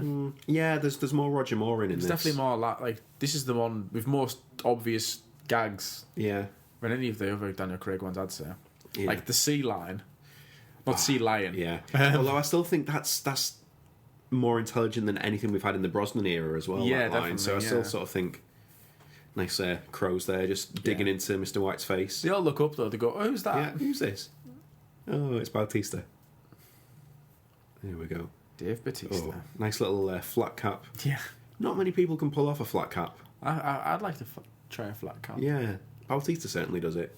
He's well hard, isn't he? Yeah. So I mean, like, so you're a big Wrestles. Yeah. Is he in it with like Hulk Hogan? He's like is he in WWF? Yeah. Well, WWE they call it now, Yeah. but he was like world champion for a bit. He's one of those ones where like they can bring him back and he's a big name one, and everyone's still like, ooh, yeah, he's a real big name in wrestling. Oh, look, it's Piz Glory. Oh, wait a minute. Hang on. Hofner Clinic. Oh my God, Daniel Craig walking in the snow with them boots. This little satchel, his goggles. Coming up to my fact from earlier, which I was waiting until the scene. Yeah. Somewhere, apparently, I haven't seen it yet myself, but apparently somewhere you can see a little bottle of Viagra. Oh yeah. Because of the because if did you see the thing where if someone drank as much as Bond drinks in the books, that they'd actually be completely infertile. Yeah, completely impotent. A big flop. Yeah. Yeah. So apparently somewhere here there's blue pills. Although it actually implies that Madeline Swan needs the blue pills. Yeah. Now, what's your opinion on Madeline Swan? She's great. It's tough because I think she's a bit underwritten.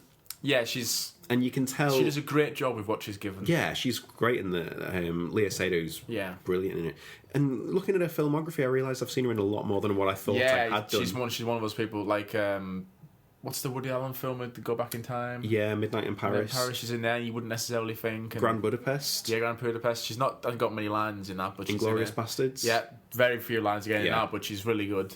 Yeah, with Christoph Waltz as well. Yeah, Christoph Waltz. She's obviously Blue's the Warmest Colours, like the most famous for that her. That was all that I'd seen her in that I knew of. Like I didn't even know who she was in Grand Budapest Hotel when I first saw Spectre as well.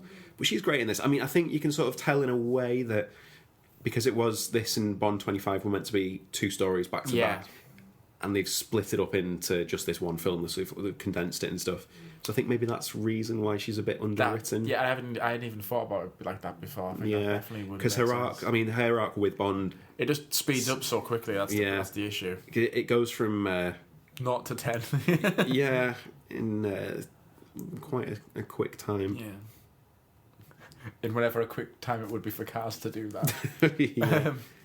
I feel like to me it's like she's like Tracy, or But with Tracy we get like a nice little montage. That's what I mean. With Tracy, she gets the build up. Tracy's from All Her Majesty's Secret Service, in case you're just thinking it's just some random girl, Yeah. The acting ability is just as good, and the character somehow underneath the plot is good enough. Is the same quality, just isn't given enough to go with. Yeah, that's not her fault. How good is Piz Gloria though? Or this version of it? It's equivalent. Yeah, which is the On Her Majesty's Secret Service. Venue. It's It looks really cool. It looks so modern as well. Such a modern take on it. It reminds me of if like the Apple Store made a clinic in Austria. Yeah. Everything's this is really up there as well, isn't it? Yeah, it's a real place. Piz Gloria was really up there. Yeah, it's still there now. You can go there. It's got like a little Bond museum inside it. I recently discovered as well, just through because if I get spare time in work, I'm googling Bond stuff. Yeah, you know where Franz Sanchez's house, Robert Davi from License to Kill. You can go and stay there now. Robert Davi. Yeah. You can go and stay in the GoldenEye. Yeah, in the Villa. Fleming's. Yeah. That would be the best thing. Yeah, I'd love to do that. I'm sure he's got a big TV as well. We'd watch a lot of Bond films. Oh my god, yeah. Just imagine they'd have them all there, wouldn't you? Look at her being all erotic about the door. Oh, yeah. Even though it is just because she's sad and she's scared. But I was there like, she fancied Bond, but I completely forgot the plot because we're not half watching sometimes. Here's Q popping back up. Here's his Q. Look, it just turns off the TV of Daniel Craig. Yeah. I love this guy behind the bar. Yeah. Bond tries to order a vodka martini and then they say, I'm sorry, we don't serve alcohol, in an accent that is actually local to Austria. Yeah. I love yeah. Oh, sorry, Q's drink is so good. Yeah, so it's the Pevsner. Is that an actual drink? It's called. Well, no, what I found out, so this is from research I did on the IMDb. Yeah. The Pevsner it's a health drink, and it's called that in reference to Tom Pevsner, who was the executive director from For Your Eyes Only through to GoldenEye and all those Bond films. And he died a year before Spectre came out, so they named the drink after him. That's nice. Which was cool. That's what I'm saying. It's one big family. Yeah. How much would you want to be associated with some form of Bond film now? Oh. If we could have anything to do with a Bond film. If we were allowed to go to the premiere, Oh, hint, don't tell me about Barbara. it. Babs, if you're listening, or if anyone... We'll stop calling you Babs. Anything Yeah. they're going to go to soon. If anyone with any power is listening to this, Not even like, you Get know, us there. film power. Like, you know, if you own Guatemala, yeah. try and get the premiere to be there and not us. Yeah. Do you know what? Q is as equally well dressed as Bond in this film. See, I used to have glasses like Q's glasses, and looking back, like before this film, I was like looking back at them. Oh, they look a bit silly. Yeah. Like, you know, sort of thick at the top, Yeah. but like sort of see-through at the bottom. Yeah. I kind of like them now. Yeah. I love Q's hair as well. Yeah. Ben Whishaw just cool all over, isn't he? Yeah, I wish I was Q. Yeah. It's kind of. If I was going to be a good character and not just Christoph Waltz's henchman guy, Yeah. the one I'd want to be is Q, probably. Yeah. I love this. Some more funnies with Bond now. Yeah. So he tells him to throw that drink down the toilet. This bit where he just says "don't" to the security guard after he punches the first one. There we go. Don't stay. It's so weird, like this film. Oh, this bit as well, which was in the trailer with the gun. The old, it's such a good shot. Yeah. So And not just the way he shot the gun. yeah. He's I like the fact that he's a bit of a, what's it called, a grey fox? No. What's it called? Yeah. I know what you mean. What's that phrase? Silver Fox. Fox. Yeah. Yeah. This evil guy who's sitting opposite Q. This is something from a proper Cold War kind of film. Yeah. I really like this scene. I mean, Like Ipcris file or something. yeah. Just, the fact that he gets out his ring, he gets out the Spectre ring and puts that on the thing, so Yeah. the guy can obviously see it's a Spectre ring.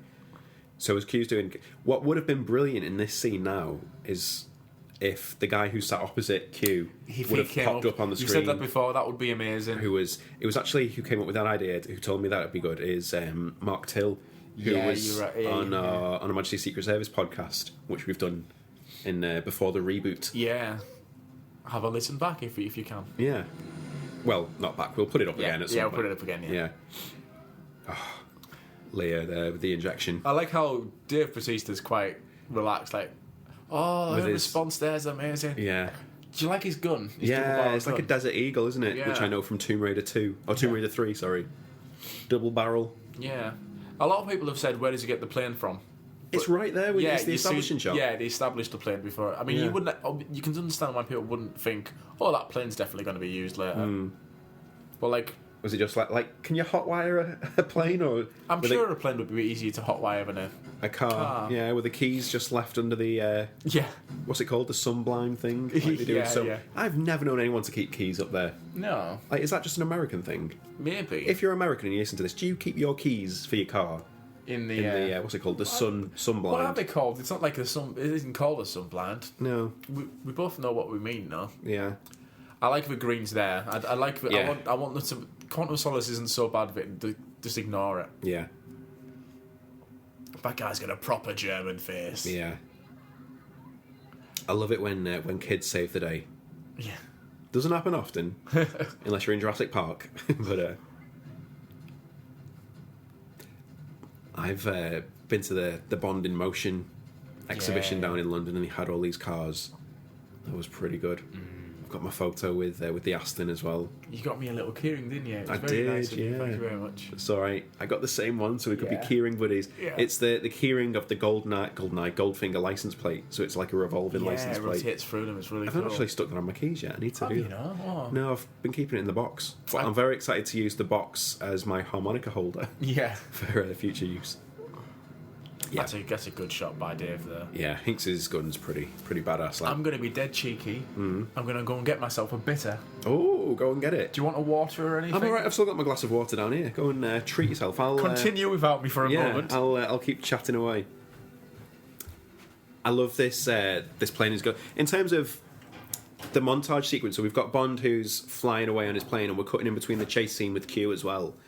Goes great. I mean, when Q runs off, he reminds me a little bit of Macaulay Culkin in Home Alone with his little bobble hat as well, running away from the two bumbling bad guys. Yeah, that makes sense. Here we go. Just to prove I'm actually opening a can. That sounded incredible. Yeah, you see the steam coming out of that as Yeah. well. That's amazing. Bardingtons. Not that we're advertising. I have bitter, like an old man. In a Jeremiah Weed glass. Yeah, of course. I'm trying to pour. Which looks like a jar. Yeah, Mason's jar. Oh. Cost me like half a penny. Oh, God. It's very cheap. I have to pour it out slowly because of the widget and all that shit. I love widgets, and I'm very excited because Guinness becomes fully veggie in May. Yo, you've said that, yeah. So I've got 1 month left, and then I can have Guinness again. Yeah.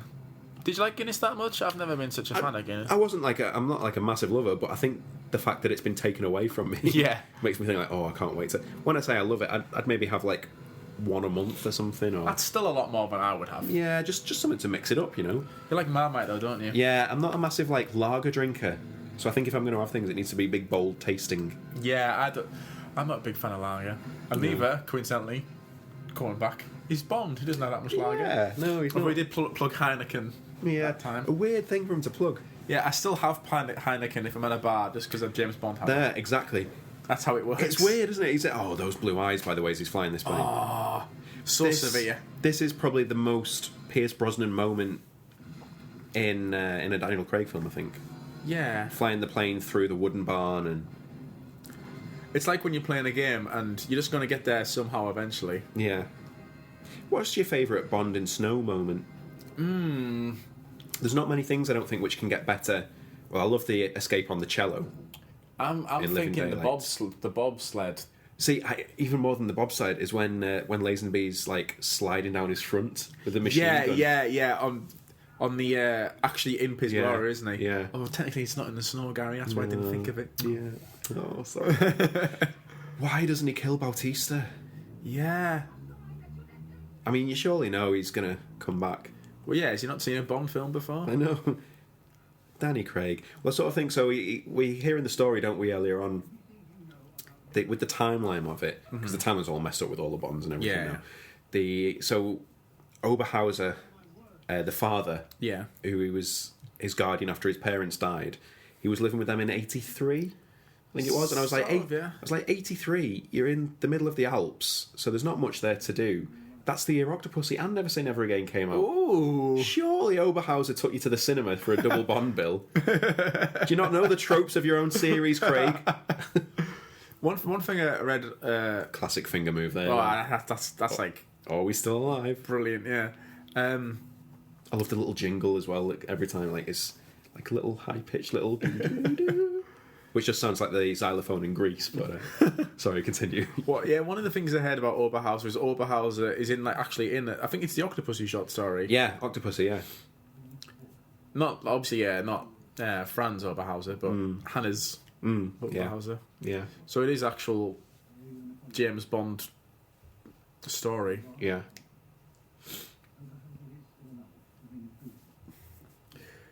Q there with his laptop out, which looks like an Apple. Which is weird because who's the laptop company they've done all the others with? It's that weird logo. I'm drawing it with my finger in the air. Is it that? Yeah, it's a company that a lot of my friends have got their laptops, but I don't actually know what the name of the company is. It's a bit Spectre logo in like a. It looks a bit like the octopus.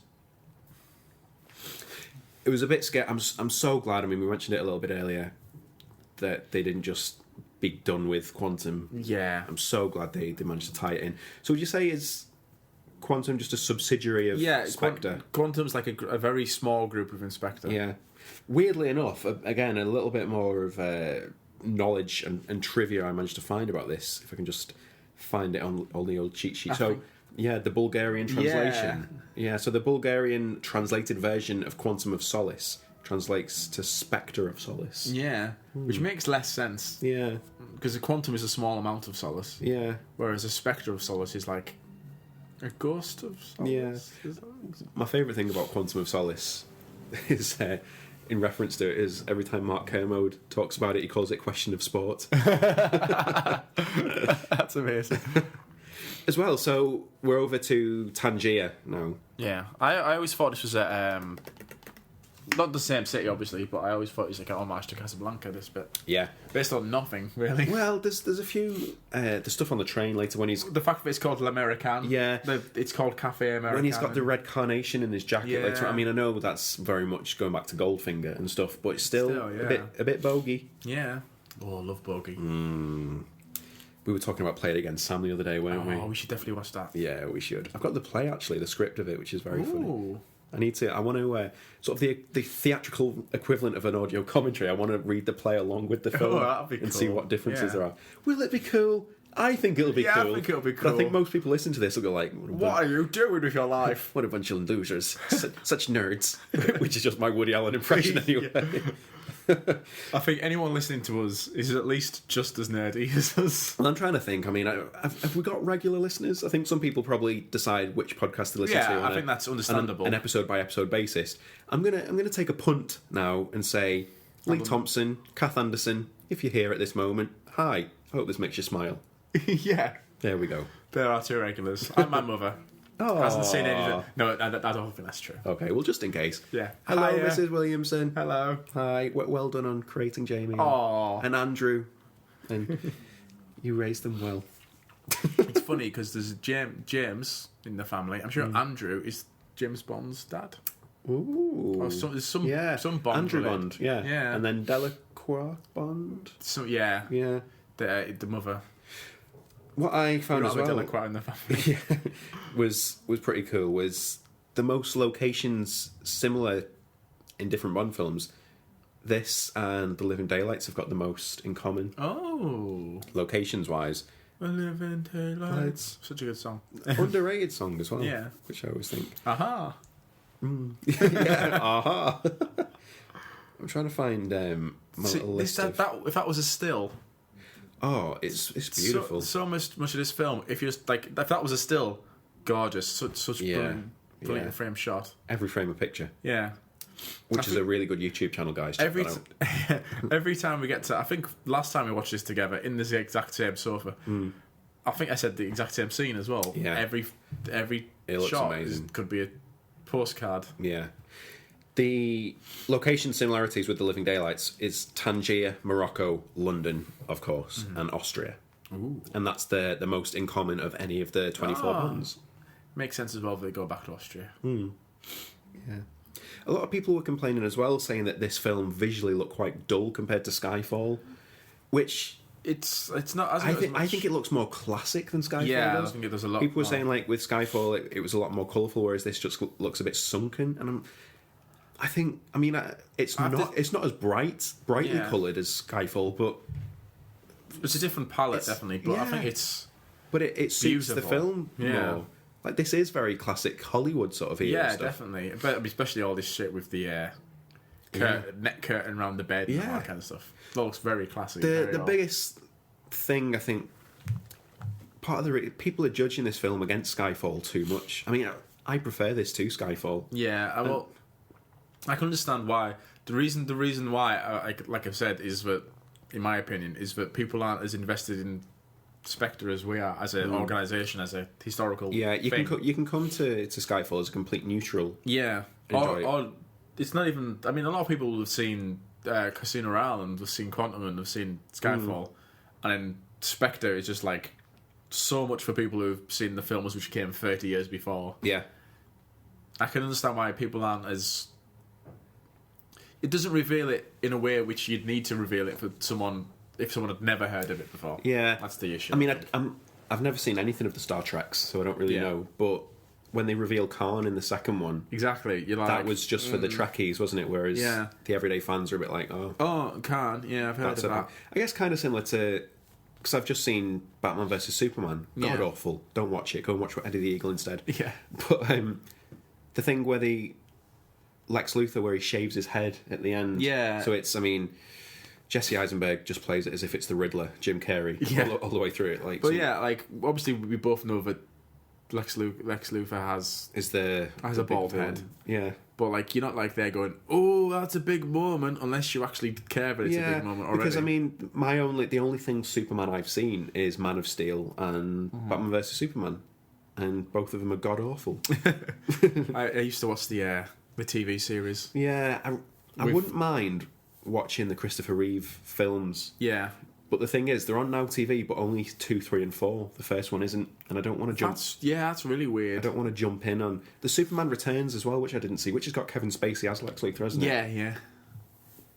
A lot of people moaning in this scene as well. Back to Bond. Yeah.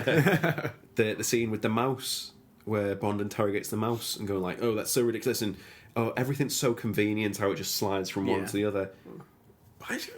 He's doing detective work here. He's been searching that room for a while. That isn't like convenient. Yeah. Convenient would be he went in there and then he saw a mouse and then he spoke to a mouse and then it happened. Yeah.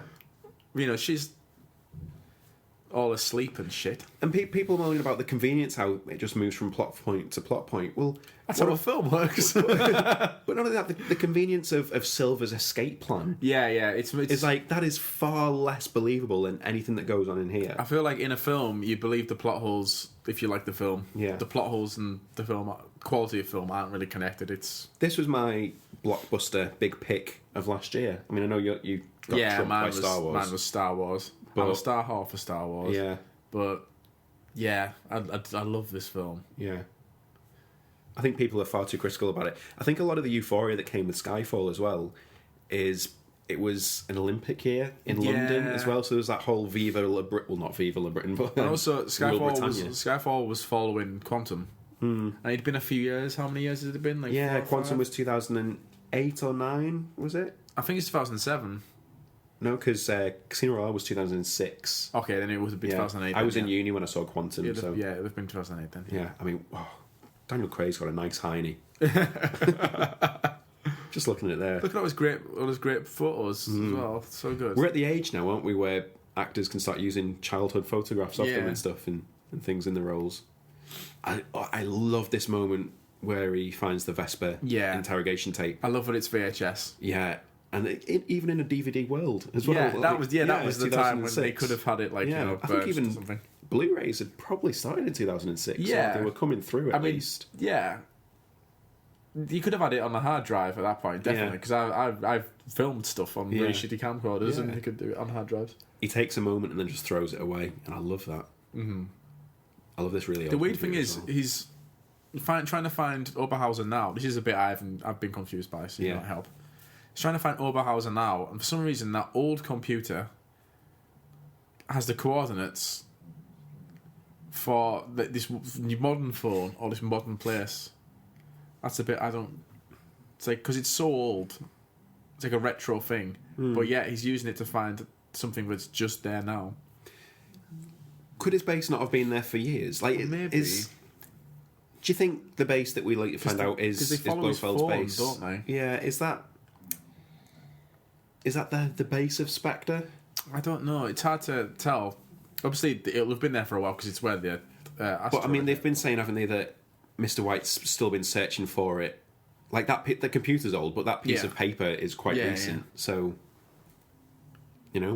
why upgrade when you've got something that works? Yeah, that's true. And I guess it's probably not as old as we think. It's just probably dusty because no one's been in there for a while. Yeah, and it's quite a dusty room, I guess. And Mr. White didn't close the lid. No. So there's going to be dust galore. Not as much as his chest. If you saw his house where she was living in, that was dusty. Never mind. Do you know what Mr. White needs? A cleaner. He does. He can help the economy there as well by being an employer. Yeah. Back to London we go. I want to go into this square, wherever it is. Yeah. Or circle. Walk across swiftly. Yeah. Andrew Scott does some top quality acting here. Yeah. I'm sure people know, or we've mentioned it a few times, we're a massive fan, and this whole podcast is based on the James Bonding. Yeah, James Bonding podcast. With Matt Meyer and Matt Gawley. Which I think sadly's come to an end now until the next one. Yeah. They'll be back. Film. Yeah. But one of their segments, which I feel like we should steal as we're right here, right now, Fatboy Slim.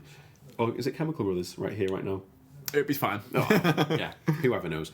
They have a thing called British Off. Yes. Where they discuss who is the most British person in the film. Who is it in this? Realistically, or like stereotypically? In the actual film, character-wise. Because I would say, like, an actual British person, Rory Kinnear. Yeah. Whereas, like, stereotypical is just all posh and blah, blah, blah. Well, I would say M. M has to be the poshest one. Like, in any of them. Like, Judy had to have been the poshest one. Not until, what's his name? Jeffrey something who was on the sitcom with her. Oh yes. Yeah, you know what I mean. As Time Goes By, the sitcom was called. Yeah. And he was an admiral once, and he's the most British man who's ever met, who's ever lived. Yeah. Love the Train. Yeah. Casablanca. Yeah. From Russia with Love. Strangers on a Train. Yeah. I love it when Bond's on a train. Oh. Since we're throwing out great scenes on trains in film, A Hard Day's Night. Yes. Oh, I love that film. Please, mister, can we have our ball back? I love it when John Lennon goes to snort coke and he just puts the Coca-Cola bottle to his nose. And Paul McCartney's granddad. He's a very clean man. Yeah, because he's such a dirty old man from thing. That's such a weird reference. You know Paul's grandfather? Very clean. Steptoe. Yeah. He is so creepy in that film. Apparently he's a really creepy man in real life, but I think he was also someone who was like found as being gay when it was illegal, and I feel like that's why people made him sound like he was creepy. Yeah. When really they just were quite homophobic. Yeah. So it's hard to tell. He could have been both, I suppose. Yeah. Look at it, being a bit moody. Mm. Who would you say is so we're both fans of Mark O'Connell's book? Yes. Catching Bullets, Memoirs of a Bond Fan. Yeah. I love, he mentions in that Leon Lovelace, who is the standard his term for Bond girl, yeah. Bond girl, but who's not the main Bond girl. So like just any girl in the Bond film who is an attractive lassie. Yeah. Who would you say is the main Leon Lovelace that stands out for you in this film? Oh, well, the Leon... So are we... Do you mean under Bond girls or any of the Bond girls? Under the Bond girls. Because it's like none of the mains, isn't it? Yeah. Oh, it's like the supporting girls. I can't think. I guess you'd probably say... what's her name? In Mexico at the beginning? Yeah. Doesn't really class as a Bond girl. She gets counted as a Bond girl on some of the... Yeah, Estrella. Estrella, yeah. She does get counted as one, but I feel like she shouldn't. I feel like she should be a Leon Lovely. Yeah. And she's the only one I can think of, and you're the one who thought of it. But yeah. Sorry to put you on the spot there, it's Jamie. okay. But yeah, I'd definitely go with her based on those facts. Look at that shot right there with the train. It's gorgeous. The train going around the curved track. Also a bit of Darjeeling Limited in there as well.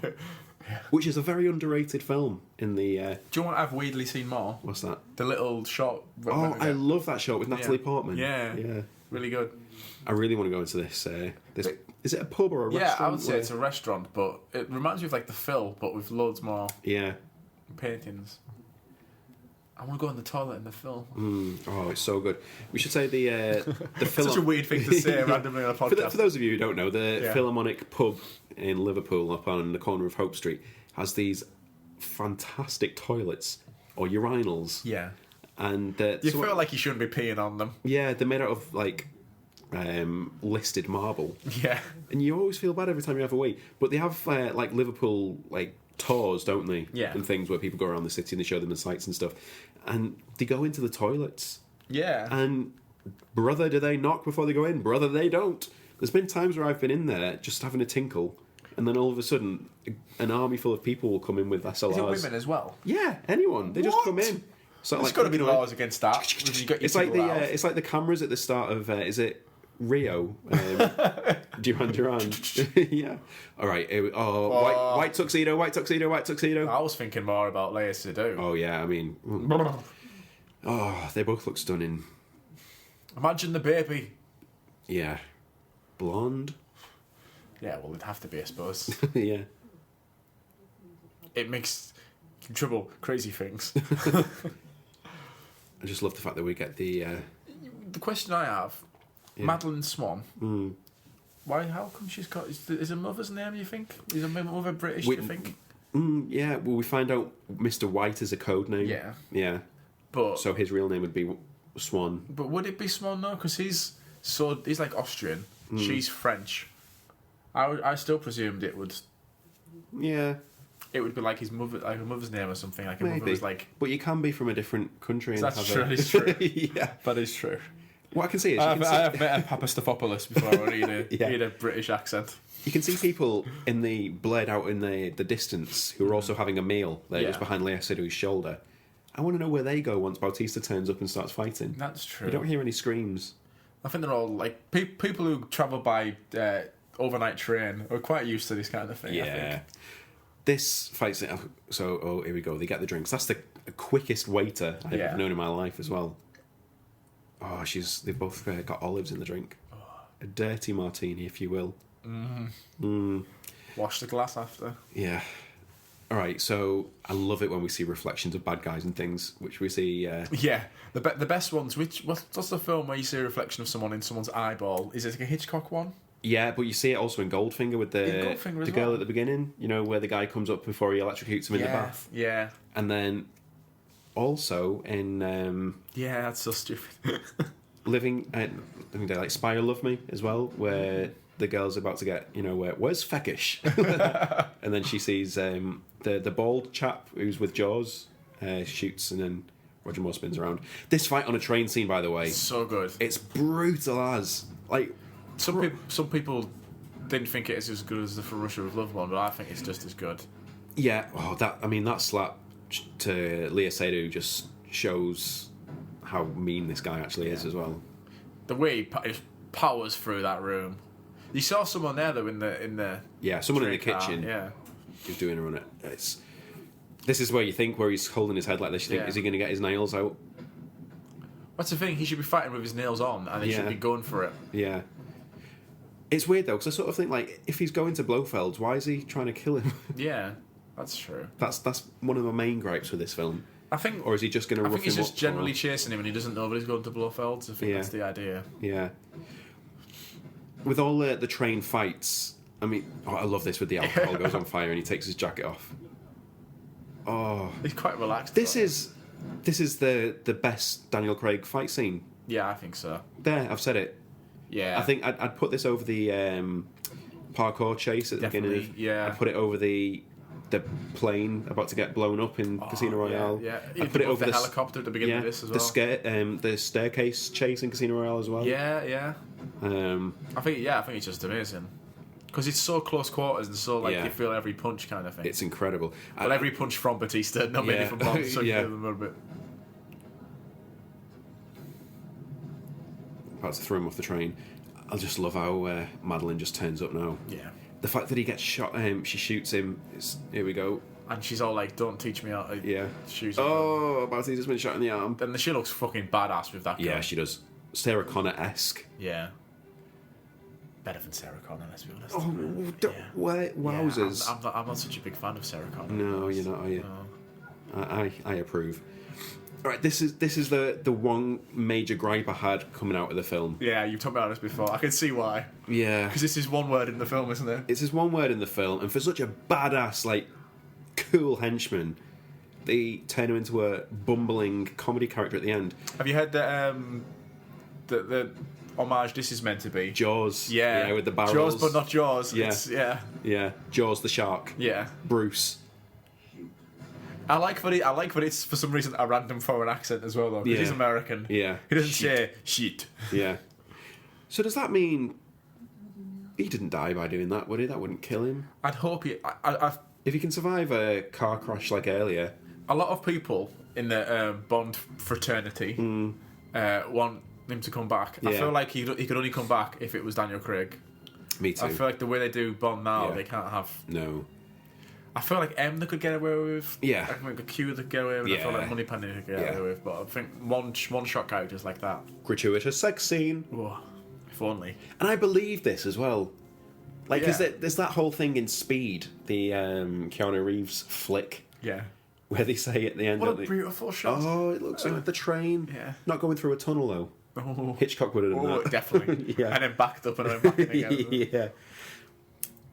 You were saying no, that's not a train station. No. That's just the middle of the desert. I can't even remember what I was saying now. Must have been important. Oh, I've ruined it. No, it's all right. There's the train shack. There we go. Reminds me of Sergio Leone. Yeah. I like that they've both prepared with sunglasses. Yeah. I suppose you'd have to in Morocco. Excellent array of suits and dresses they have as well. Once upon a time in the West, this whole thing, where they're at the station at the beginning with the fly going around. And I love it how in that film he drinks from his hat with the rainwater coming down. It was really cool. Right, so we see the Rolls Royce Silver Wraith. I think that's what it is. Yeah. Yeah. I've had my photograph for this car. Oh. Nice little Oh, look how slim and just fit he is. Wow. Would you turn for Daniel Craig? Oh, I'd do a 360 for Daniel Craig. Oh, that doesn't actually make sense. But Yeah, I think what I'm trying to imply is that I would turn every which way. But loose. Yeah. Yeah. Did you say butt loose? I didn't mean actual arse loose. Oh, right, okay. The phrase is every which way but loose. I know a shop down the road which sells poppers. So. Down my road. That's very specific, Gary. Yeah. It's very polite. Yeah, although you can see the reflection in his glasses there as well. I'm glad that the reflection isn't the boom operator or anything. Boom operator, boom operator. Oh.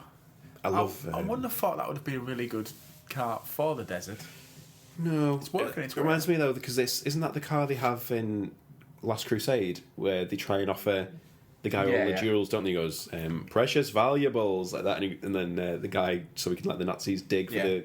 Gimli from Lord of the Rings, it is. Yeah, he's like Rolls Royce 1936 Phantom. Is it Gimli from Lord? Oh no, he's in that film, but it's not that guy. Oh yeah. He plays that kind of character in films, though. Yeah, he does. Here we go. I love the grass in the middle of it. It just shows the wealth. Yeah. Nice little scene in the car as well, where Bond and Madeline hold hands. Yeah. Oh. It's strange. Oh, we get to see Jurgen Klopp now. Yeah. It's strange. I mean, I think another reason why people have been slightly at a bit of a downer on Spectre is because they very much build Madeline up to a Bond girl who's going to stay. Yeah. How can she compete with Vesper?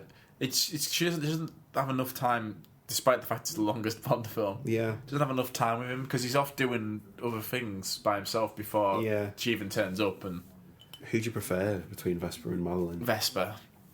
Yeah. That's just because, like I said, it's not who do I prefer between Eva Green and Leia Seydoux. It's whoever between the build up and the. I do love. I know you do. Eva Green is my celebrity crush. Who you'd be allowed to? Mine's Daniel Craig. Ooh, I want to swap these now. I love this whole. We've not had this for a while as well. So first of all, it's very Doctor No, this, isn't it? Yeah, a villain with their own Leia. Yeah, has been used for a while. Oh, look how Ken Adam it is. Oh, Ken Adam, RIP. RIP. R.I.P. Good old Leia. I love as well how they have clothes laid out for them. They sort of have a Leia in Skyfall, the island. Yeah. Do they have one in Quantum? Quantum is the hotel. It's not really. That's just a convenient meeting place, isn't it? Yeah, that's true. That's like their way of trying to get around. Yeah. I like Daniel Craig's little photoshopped child Daniel Craig face on little it. Baby chops. Yeah. That is a cool hotel. Again, that shot at any point could have been a postcard. Yeah. That literally is a postcard. Yeah. Oh, look at how sad she is. His hair's a little bit lighter there, isn't he? Yeah. What's they done? Man.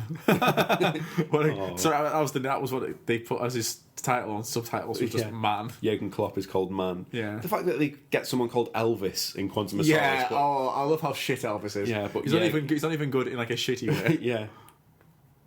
Jurgen can't even get his own name. Yeah, it's I feel like we should call him Jurgen. Yeah. He definitely would be me in the film. Especially at the time when this film came out, my hair was a lot more floppy. Yeah.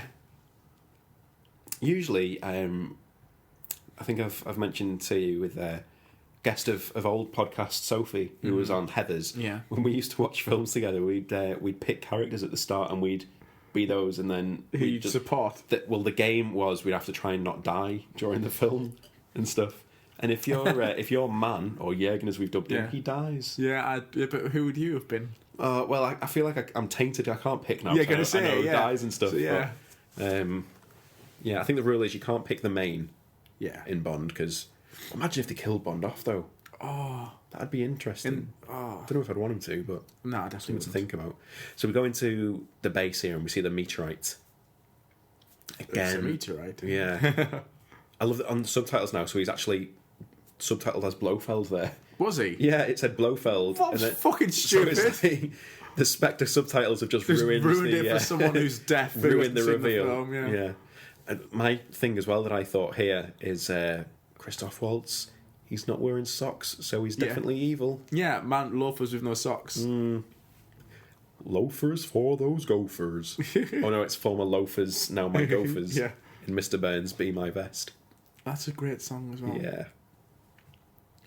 He looks so good in shadow Yeah. and in light. I hope he I hope he comes back as a Blofeld. Not for the next one. I hope he comes back like in a few 1 or 2's time. I want him back in the next one. I feel like if it's not Daniel Craig, it'll find it harder for them to do it. He's 60 now. He's in his 60s, Christoph Waltz. What's weird is that he's 13 years older than Daniel Craig, but they're meant to be like jealous brothers. Yeah. Sort of thing. It's a bit weird. I love, obviously, going back to Blofeld as well, the collarless shirts and jackets, which Blofeld was a big fan of. Nehru jackets. There we go. And Dr. Evil. And the Beatles. Yeah. Loved them. Nice little door open in the back. Who's this going to be? What's that? There we go. The contrasting colours as well in this is good. How it goes from... You can go from being in somewhere really dark and then all of a sudden it'll go to somewhere brighter. And it's great in the cinema because you just sort of like you're blinded by any kind of bright light. And yeah. all these scenes, you were like, fuck. Yeah. This is a scene that was shown before the film came out. Yeah. It's quite a leading scene. But it says double program's dead and blah blah blah. How do you think Christoph Waltz was in this film? I feel like he was kind of underused. Yeah. But I think at the same time, I think of all the scenes that he's in, I think he's brilliant in them. Yeah. I feel like he's trying to be a lot more subtle than he normally is allowed to be. That little hand movement is there is very Dr. King Schultz. Yeah. What's the thing? I feel like the character's meant to be understated, and I feel like Christopher Waltz is so famous for not being understated in a way. That it's almost like a waste of him. He's like he does it brilliantly, probably better than a lot of people would. Yeah. But I feel like he can do so good when he's not understated. Yeah. When he's being what's his name from Inglourious Bastards? Yeah. Hans Lander. Hans Lander. You've got such a good recall for names. This is cool though. Yeah. So basically, they're trying to take over the CCTV of the world. Yeah. And manipulate through that way, and nothing is. And that's kind of how CCTV works. You can do it that way. Yeah. And it's good as well because this is the sort of thing that could actually be happening in today's society as well. Just Blofeld's creating an Orwellian nightmare. Yeah. The only problem with this kind of thing is that you obviously need someone to look at the things anyway. Yeah. I love how all of his goons on the computers all stand up at the same time in a minute. It's so and turn creepy around. and good. Yeah, it's brilliant. And they're all like that's like Dave who's like just finished working at a paper factory and he's now got his job working for this unknown company in the middle of Morocco. Sky News there in the background. Yeah. But look at it, imagine being one of those people. What are they doing? Yeah. What do they think they're doing when they apply for this job in the middle of an asteroid, meteor or crater in the middle of Morocco? Yeah. Yeah, I wonder where the nearest town is for them to go and just chill. Buy eggs. Yeah. And they're all wearing black. You have to wear black. What, like in Starbucks? Yeah.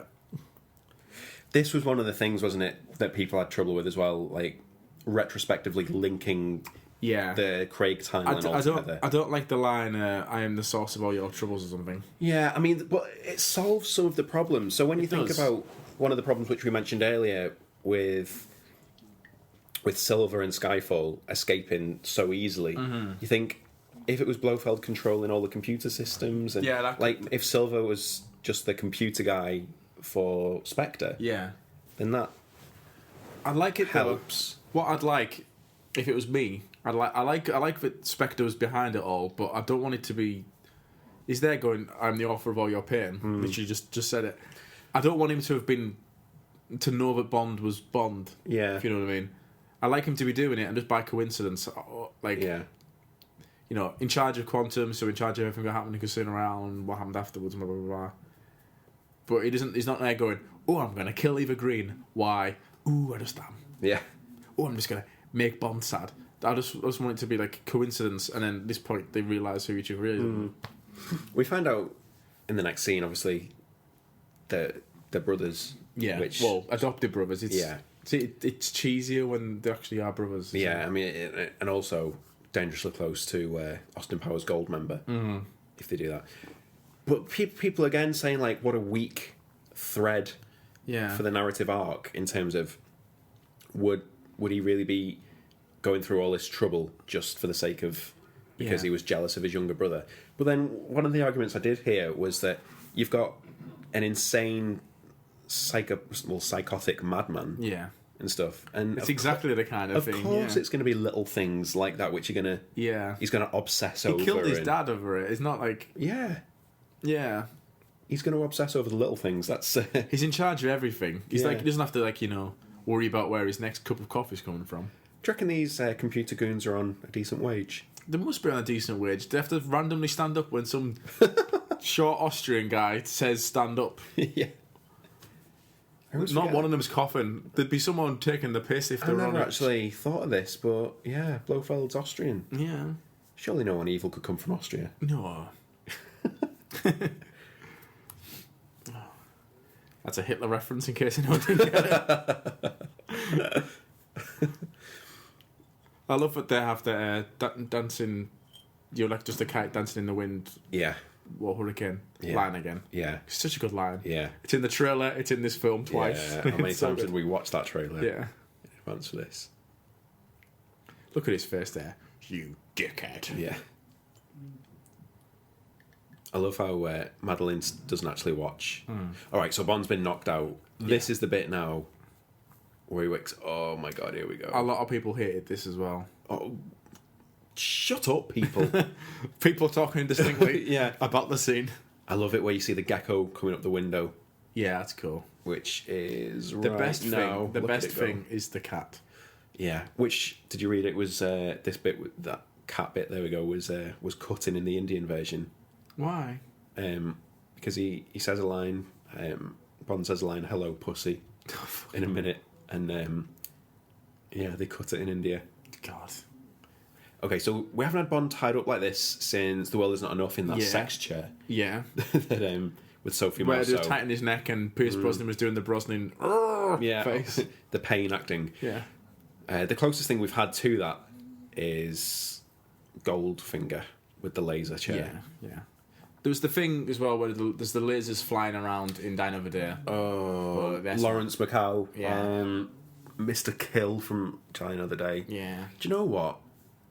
I wish Halle Berry was killed in that film. Yeah. So fucking annoying. Deserves it. Yeah. I mean, not Halle Berry, but the character. Yeah. This was really interesting. So the torture scene... I love how he brings the little table forward like he's a dentist. Table on wheels.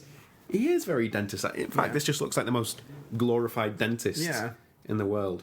So I didn't know... I've not read this book. How many of the Bond novels have you read? I've read 1.5. Yeah. Because I couldn't get through Live and Let Die because of how racist it is. It's very racist. And I do have a story about that, but not one that I want to share on the... okay, cool. Just because of how awfully racist it is in the story. Okay. I had to hide the book from a situation I was in. It was... okay, yeah. I'll tell you off mic. Yeah, of course. at a future date.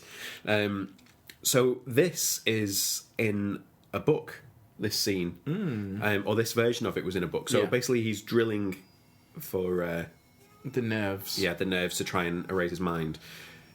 The first one isn't, though. What's the first one for again? No, I think the first one's just for pain, isn't it? Just because he's drilling into his jaw, like to hit the nerves and things. Touched a nerve. That little drop of blood's good. Yeah, people were wincing and looking away. There was an audible gasp in the cinema when this happened, which I loved. Which shows that it's working as a scene as well. I've remembered one. The Casino Royale bollock. Yes, yeah. He's had the toughest time out of all the Bonds. I can't believe he's having sex with so many women with all these bollocks being ripped out. About. Yeah, definitely. So the torture scene, which I was saying, is the first Bond continuation novel. So after Fleming died, so it was the first novel after Fleming had gone, was called Colonel's Son. And it came out in 1968, and it was by a chap called, today it's called... The guy who wrote it was called Kingsley Amis because it's been republished. Yeah. But it was originally Robert Markham, but that was his original pen name, but he's changed it. So if you buy it now, it's Kingsley Amis. And Bond was strapped to a table in a meteorite desert base. Really? And they had a glass ceiling which was covered, but then they'd open the ceiling or something. It was like magnified ceiling, and it was you only use a magnet to fry ants. And stuff. It was like that was his torture. So it was like the magnified roof was going to magnifying glass, was going to like burn him to death and stuff. Ooh. And then they'd cover him up for a while. So it was like you know the water drip torture. And stuff? It was like that, but with sunlight instead. And that's where this was taken from. And apparently, I forget the Colonel Sun, the villain in the Colonel Sun novel, says if this doesn't work, then maybe we can drill or something. So that's where the drilling idea came from. Okay, which was good. That's cool. They were originally going to do the sun thing, but then they didn't think it was as impactful. Yeah, which is definitely true. I don't know. You could see him do this, like drive around like Roger Moore would have done or something. Yeah, it's very much an old style. Yeah. The room would have looked cool, but you wouldn't have winced like people do. Yeah. It would have been like the light coming down from the Man with the Golden Gun in Scaramanga's lair, wouldn't it? Yeah. With the solar panels. Here we go. It's the big reveal. Yeah. Again, like I say, for me and you, this is like amazing. We knew it was happening. But as soon as you saw the cat, that was it, wasn't it? The thing that annoys me is that like Stavro Blofeld is. If it was just Blofeld the whole time, and then this is how you learnt it was his name, or something, that would have been cool. I don't know. There's so many ways you could have done it where it's just the reveal wasn't a reveal because everyone knew who he was before the film. Yeah. The people who cared didn't care. I mean, people who didn't care. People who cared were like, "Oh, but they already knew though." So I think that's one of the main negative points. Yeah. I still love it though. Yeah. A lot of people complain as well about the drill, the second drill, where it's like meant to make it so we can't remember. But he even says the line, doesn't he? Yeah. If I get it right, he just doesn't get it right. Yeah. So he's covered his tracks. Yeah. Yeah, they've covered the mistake in the film by going. Oh, so is this the worst torture that Bond's gone through? I think the Knackers one's worse. Yeah. Yeah. It's probably. I mean, this is probably technically worse, but like. Yeah. He's not seeing it. Bond was there laughing when his balls were getting ripped apart by a rope. I think if someone said to me, would you rather have your knackers smashed with it often comes up in conversation. a big rope, or would you rather have this drill that could erase all your memory? Yeah. I'd go for the knackers. Could was the important word. He's fine after this. Yeah, but he had to go to hospital after. He never goes to hospital. But he's been through that massive crash as well, car crash. So if I said to you right now, Jamie, I've got this needle, I'm going to stick it in your neck, and you'll forget all memory ever. No, but he doesn't. He might. I might forget all memory ever. But they say he's going to keep trying until he gets it. That's true. So I'm going to say I'm going to keep plugging this neck into you, this needle into your neck until you forget everything. Yeah. Or I'm just going to smash your balls for a little bit. You go for balls. You do that on a fortnightly basis, to be honest. So yeah, I'm used to that by now. Right, he gets off with Maddie and hands her the watch. Oh. 1 minute. But this is where I'd be shit if I was a Bond girl, because I'd be going like, 1 minute till what? It goes off in a minute? But what happened before with you and Barbarito, where like you went, you work for one, I would have went like, no, I don't. What? And you immediately went, oh, I understand. So I think he would be fine. And the 1 minute goes very quickly. Yeah. Oh, double drills. They're going for his eyes. Oh no. It's like what Hinks should have done. Yeah. I love how he looks at the watch. Oh, blood on the floor. Yeah. Right, okay, so the machine has opened itself. Nice little stroke of Maddie's face. Yeah. And they're running away. Yeah, how does a machine open itself up? How does that happen? I just think the computer's shut down, so it's... Well, a lot of computer things, when they shut down, tend to just stop. Lock, not open. Although my Xbox is so kiffed that when you shut it down, it automatically ejects the disk drive. Ooh. Which is convenient. Weird. So then I have to like manually push it back in again. Yeah, and then like when you knock it on, it sort of goes. Yeah. Yeah. Right. A lot of people as well were saying like this is such an easy escape. First of all, it's a Bond escape. Of course, it's an easy escape. Yeah, but I mean, it's what more do you want? Most people are going to be housed inside the quarters. Yeah. And he's blown up the gas chamber. Yeah. So not played GoldenEye. GoldenEye's the same level of easiness as that was. Yeah. The thing that's slightly easy is that she's there, just not doing anything and not getting shot. This is supposedly the biggest explosion ever on cinema, isn't it? Here we go. Guinness World Records. One take as well. Imagine if you fuck this up. Yeah, exactly. I mean, it does look impressive. How is that not CG? It just looks amazing. Look at it. That's just incredible. God bless you for having Blu-ray Jamie Williams. Although isn't there like wasn't there like a Bond explosion where like a few miles away glass was torn out of the houses? Yeah. I forget which one that was. I think they used the wrong amount, didn't they? They didn't use the correct amount of explosives. Yeah. They had to warn everyone within a 20-mile radius. Of this one? Yeah, for this one. Which just shows how powerful yeah, it was. you can understand why. They had to tell the local... Is it nomad tribes? Is that what they're called? Yeah, it could be, yeah. Nomadic, they had to tell them, like, because there was still a lot of, like, tribes living in the desert and stuff going, like, who didn't speak English. So I just hope they weren't doing that terribly British thing where they just say things louder and more slowly. Bang! Big bang! Oh, this is a cool thing that not a lot of people know. The Hildebrand Rarities shop. Yeah, you told me about this. Yeah, the Hildebrand Rarity is the name of a Bond novel, or a short story at least. It's in the Octopussy section, the collection, isn't it? yeah. So what is it? It was Octopussy, The Living Daylights... The Hildebrand Rarity... And 007 in New York. Yeah, I think so, yeah. And it's Hildebrand Antiquities and Rarities, I think it's called. Yeah. I love that line when they say, I've never been here before. That's the point of a safe house. Yeah. I love it as well because like I've been there. Well, not into Hildebrand, but Trafalgar Square. Next time I go, I'm definitely going to go and look. Look up. I love it when Bond's in a room with Shadow. Yeah. He's just waiting there by himself. He's had a lot of practice waiting in M's house for the last few years. He's not even standing next to Madeline Swan. Just a room apart from each other. I mean, we sort of discuss, and we keep saying we don't mind about these little things within the tale. Yeah. The way that Madeline does a bit of a Fleetwood Mac and goes her own way. Yeah. At the end, wouldn't she just stay in the safe house? Yeah, that's true. At least for the night or something. Yeah, at least for the next couple of hours. I mean, it's a safe house for a reason. She hates all the spy shit because of her dad and stuff. Well, again, these things which are raising complaints from people. Yeah. Again, nothing that you don't see in all the other Bond films. If it was going to be in a film that they loved, but they wouldn't mention it. Albert Finney walking M over to the church from the safety tunnel, the priest hole. Don't use a torch. Yeah. Like, you're the groundsman. You must know every step of ground around there. The sky falls on fire. You can see. You can see really well. Yeah, you can see well enough. I'm sure you don't need a torch. Yeah. If anything, Albert Finney, you killed them. Does Albert Finney survive in that? Yeah. No. That sounded a bit sad, then. I don't want to. I do love Albert Finney in that film. Yeah. So glad it wasn't Connery, like we were saying. God, that would have been a weird thing as well. So I was reading Pierce Brosnan's reaction to Spectre. This film. Yeah. Have you read that? He basically just says it's too long, isn't it? Yeah, so I've written down a few little bits of not sound bites, but the written bites, or the quotes. There you go. Yeah. That's a lot better. So Pierce Brosnan said, it's too long and the story was weak. It's neither fish nor fowl.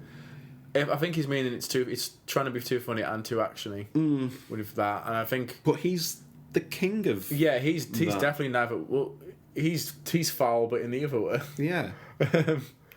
And then he later says, so although he does have a go at that, he does say Daniel Craig has ownership of Bond.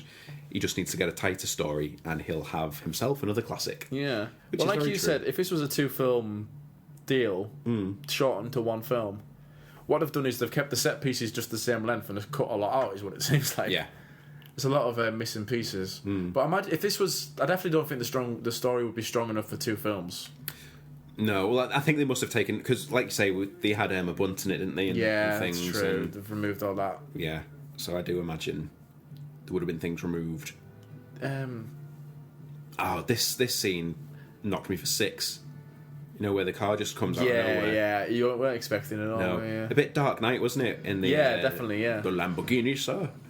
Michael Caine. I'm trying to think of, because I do like it, and I'm trying to think of the reasons why it isn't as popular as we feel like it should be. I feel like as well the whole C or Digby or whatever you want to call him scene. So the scenes, I think like it's just like a bland, generic, like in real life actually dangerous, but in a film not impressive bit. I really like that. A lot of people were saying that the Andrew Scott storyline really slows down the pace of the film. I can understand why, because it's not exciting really. Like because it's all computers and sort of stuff where you sort of understand it but don't. I mean, I agree with you, but I'm just trying to think why other people wouldn't like it. I feel like it isn't. I'd put this film on that grand scale of big, massive, epic blockbusters that's got different locations and it's got definitely, amazing action scenes and you're on the edge of your seat, along with like The Dark Knight. I mean, it's probably not as good as The Dark. I mean, I'll always say Bond's better than Batman anyway. Yeah. As a I know what you mean. One-on-one film, it's not quite as spectacular as The Dark Knight was film for film on the first release and everything. I think this is better than Dark Knight Rises, though. Yeah, definitely. Cool. But yeah, that's what I mean. I think it's like it's a perfect formula, isn't it, for the regular film goer? Yeah.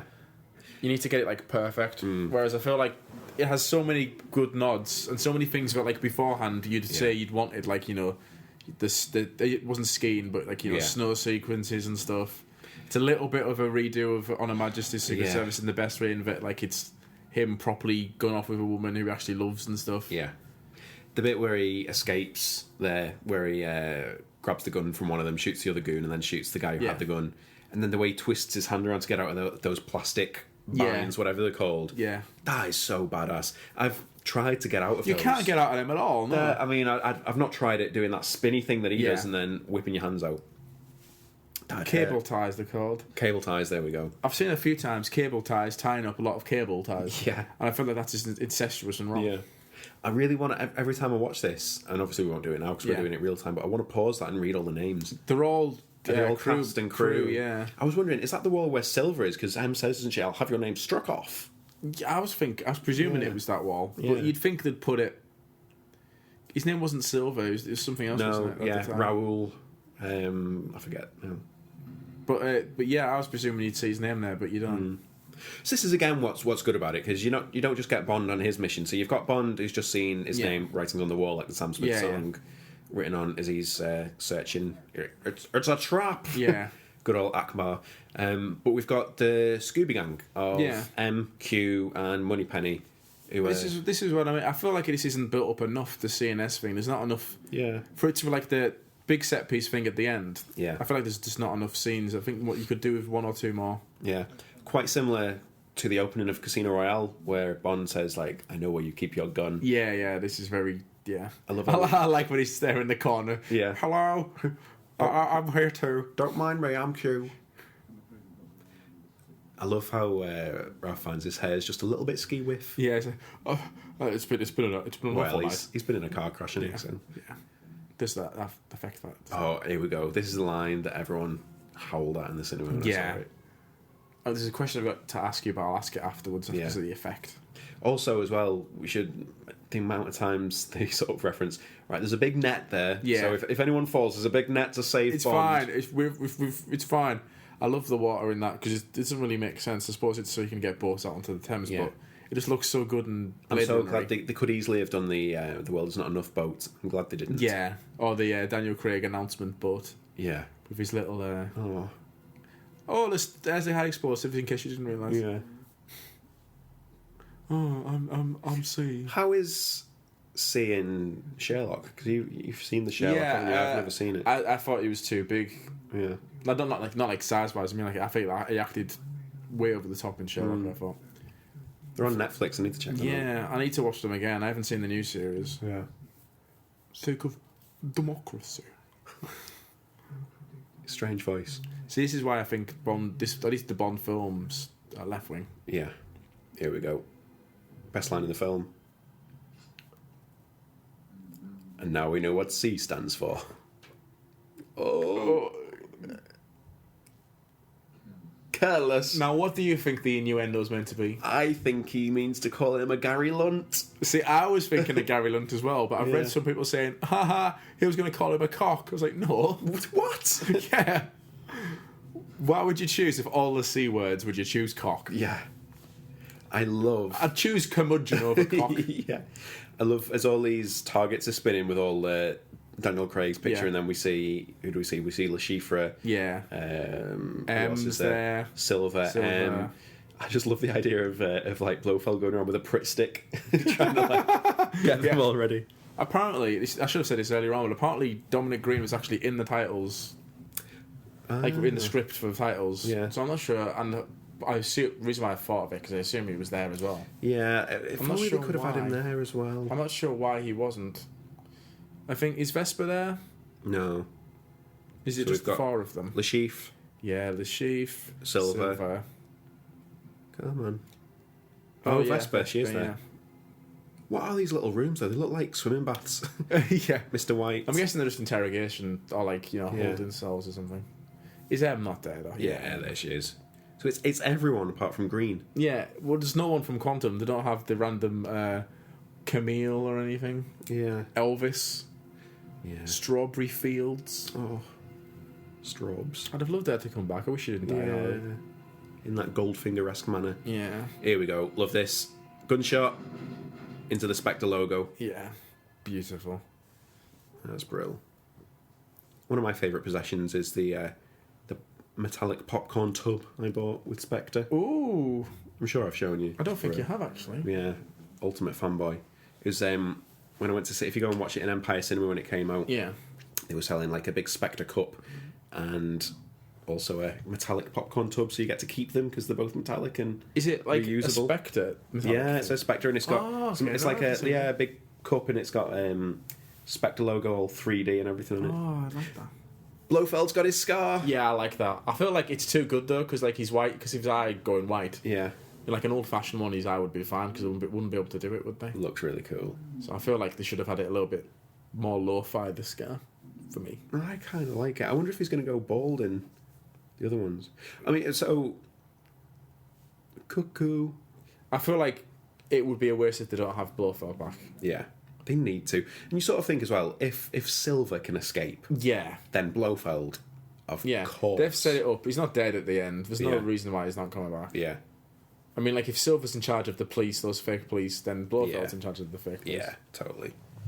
Who do you think is the best Blofeld we've had? Because I don't think. I mean, I think Christoph Waltz is great in this, but Yeah, I don't think he's the best Blofeld. they've never completely nailed the character on No, film. though. never. They haven't. None of them are like. It's almost like the character's too big to. Yeah. I mean, my favourite, I can't remember his name now off the top of my head. Donald Telly Pleasance? Savalas. Savalas, yeah. And not a lot of people don't like Telly Savalas as Yeah. Blofeld. He's one of the. I think my main least- problem with Telly Savalas in it is that whole thing where he's pretending not to know who Bond is. Yeah, and, that's the fault of the film more than Telly Savalas does. yeah, and it's like he's blown up your volcano layer. In Yeah, the film yeah, before. you would. Donald Pleasance would have known. I don't like Donald Pleasance as him. Yeah, I do like him. It just seems like I don't know. It just seems weak. It's. I mean, he's really cool in From Russia with Love Yeah, as well. Even though you don't see him, yeah.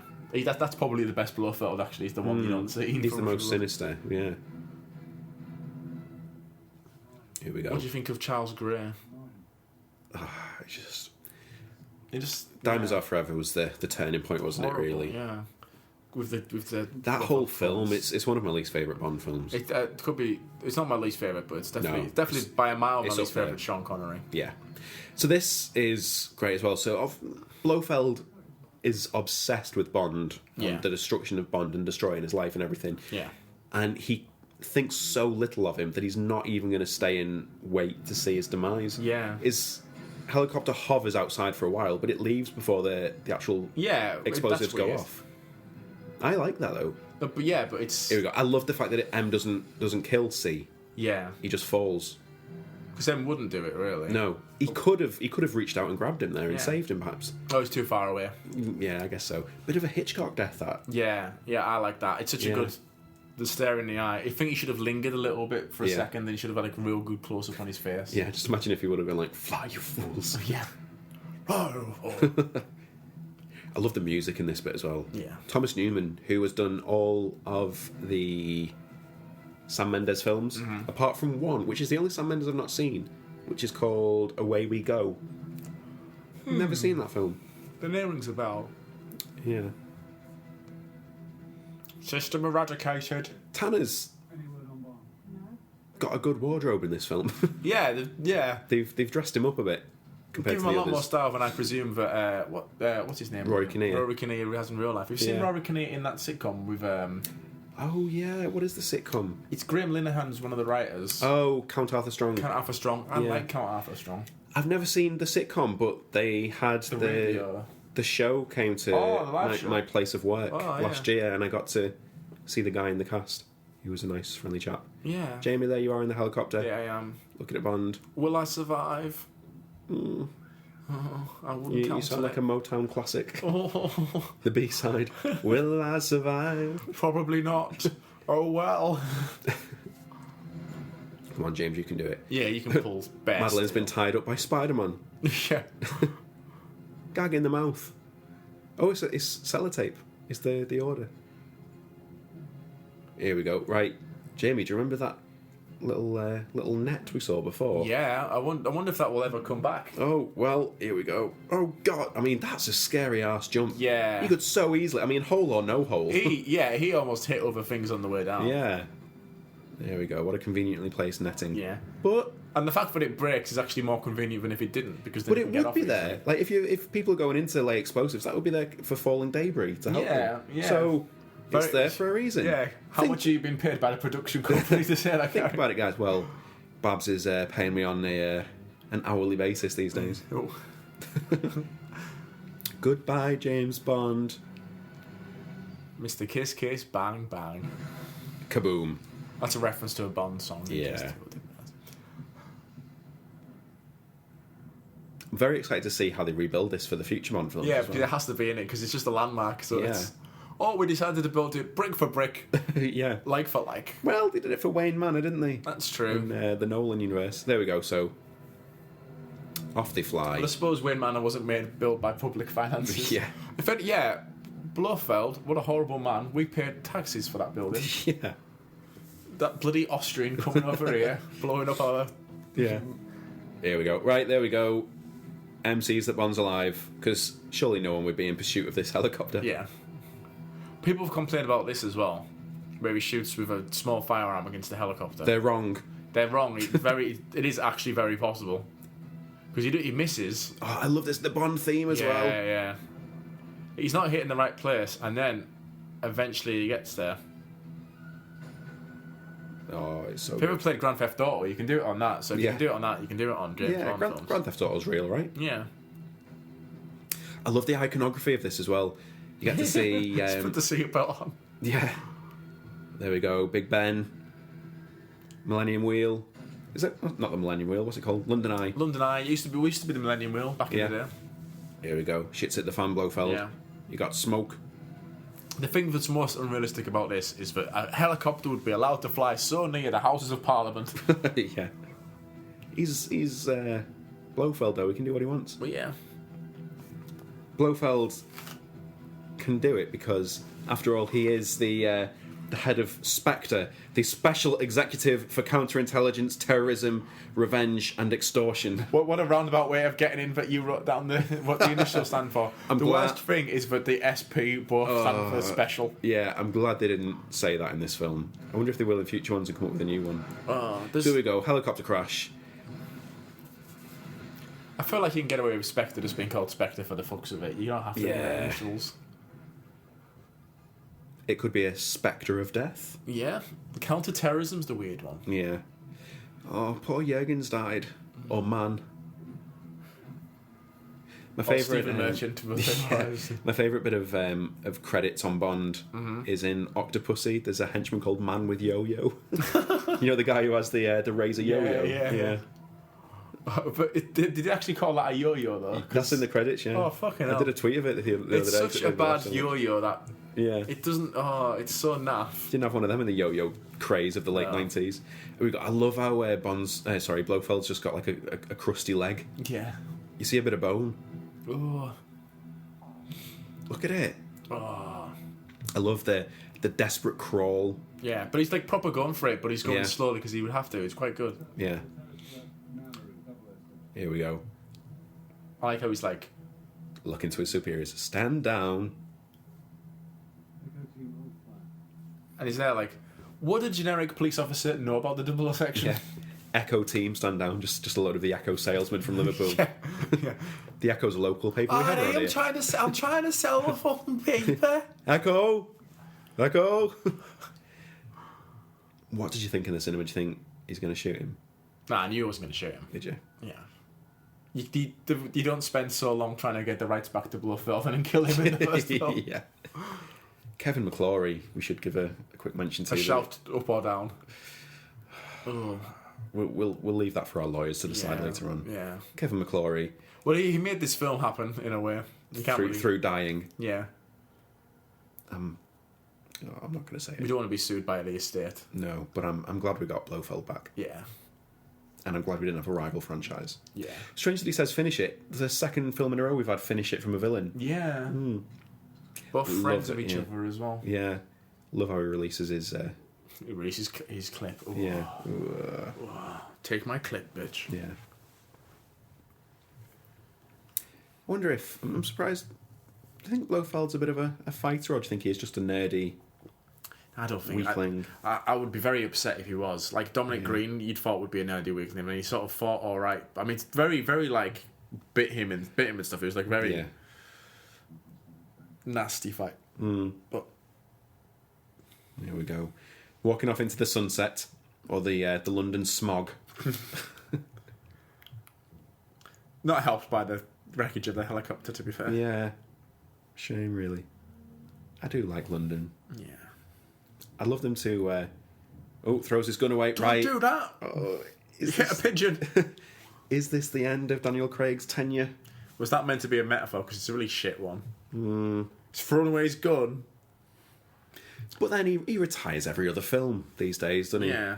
Or hands in his badge. Or... He went from being just young Bond to I'm retiring in like... Well, the problem was with Skyfall as well. It was like they're saying, like, you're too old and all this, and old dog, new tricks. Like, no. It's your third mission. I love how Mallory arrests him. Yeah. So like, oh yeah, shit. That's one hell of a scabby eyelid he's got. Yeah, there. the whole just blinking must hurt.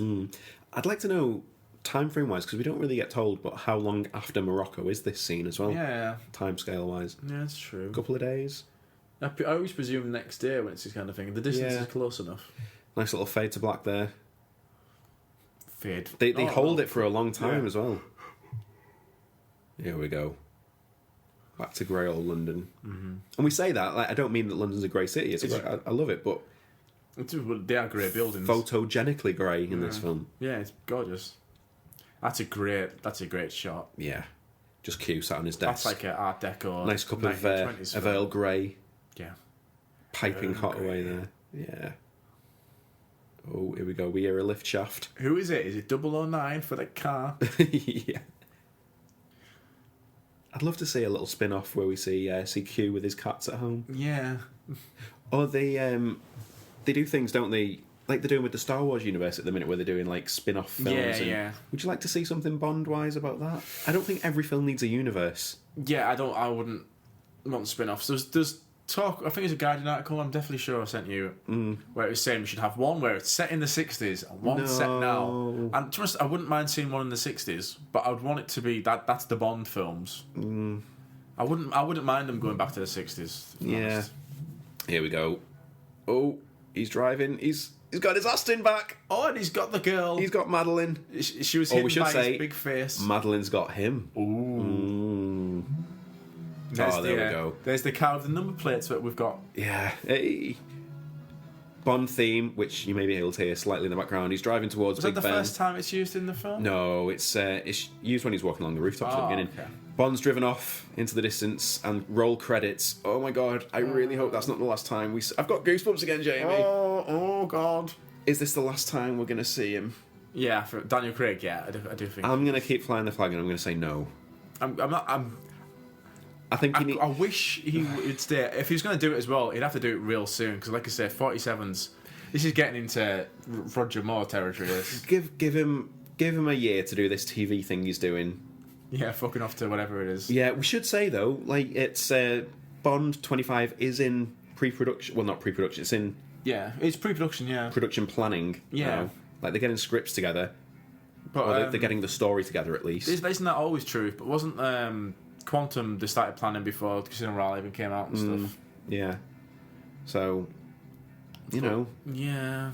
Well, Jamie, we've done it. We've done our first commentary. That was really fun, at least for us. Yeah, I mean, anyone who's still here, tweet us. Well done. Hashtag FBC Spectre. And then, but please don't feel like you have to, because I feel like if we said everyone had to and we got none of them, we'd be so sad. We would be sad. So actually, do it if you've got something to say. But if you don't feel like you have to, because then we can pretend that there's a lot more people who've listened to this episode. Yeah, just send us either a direct message or a tweet saying that you made it to the end of this. If you did, well done you. But again, you don't have to. So then, if you don't, then we can presume that you still listen to it. Well, I think we sort of said to ourselves, didn't we? Like, yeah, no one's going to have listened to this one. Well, not many. Well, I mean, if they do, fair enough. I mean, amazing, well done. We love you very much. We expect people to listen to the usual episodes, which are shorter, more. But I think we just sort of think, well, we meet up and talk about Bond anyway. Yeah. So this is mainly just for us to do it ourselves. We watched this in the exact same room, the exact same film.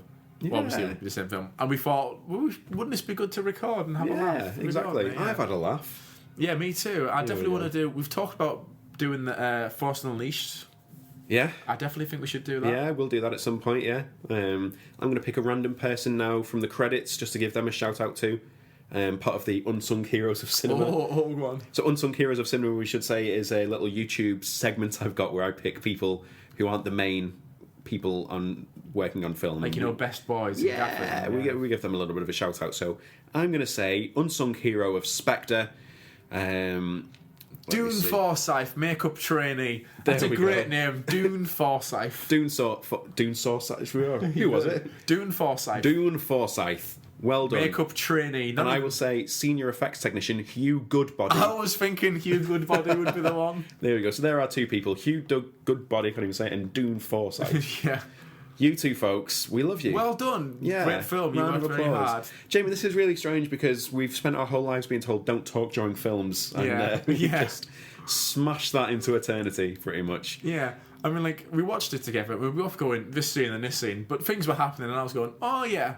Like, that must have just happened. That's flown as well. Like, I've got so much more which I feel like we didn't scratch upon. But, ask us in the street. Ask us in the street, yeah. I'm sure we'll be doing. What would be cool is if we could do these for each of the Bonds over a series of time. Yeah, maybe we've got no reason why we're not allowed to. We don't have to stop for any reason. Maybe we'll have some guests on in the future ones. Maybe we won't. We'll just see how we roll. But we could have Mark Till back because on a Majesty one, we pretty much started doing this anyway, and then we realised it would take 9 hours to record. And Mark Till is the closest thing we know to an M as well. Yes, or a Q. He's basically MI6. Yeah. MI6 rolled into one human being. He's not a C though. He's a good boy. Oh yeah, he's a goodie.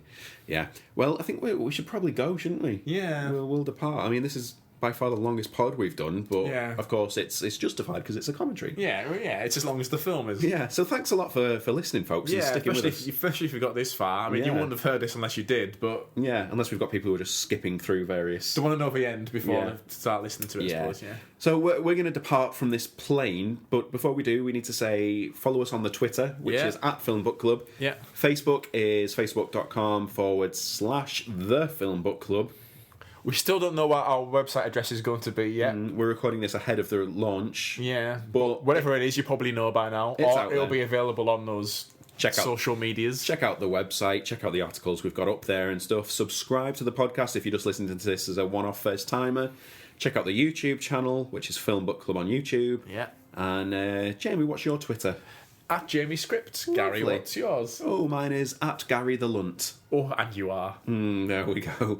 Right, so thanks a lot, guys. We're gonna go and vamoose. Yeah, I need a wee. So okay. That's my next step. And I'm gonna rush and catch a train. I think as well. Ooh. So shall we? Yeah. Okay, right, guys. Thanks a lot for listening. We'll see you again soon. Film Book Club Bond commentaries will return.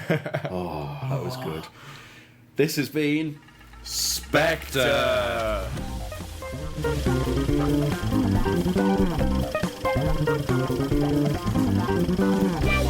Thank you for listening to another edition of your favourite talkies review show, The Film Book Club. The Film Book Club will return.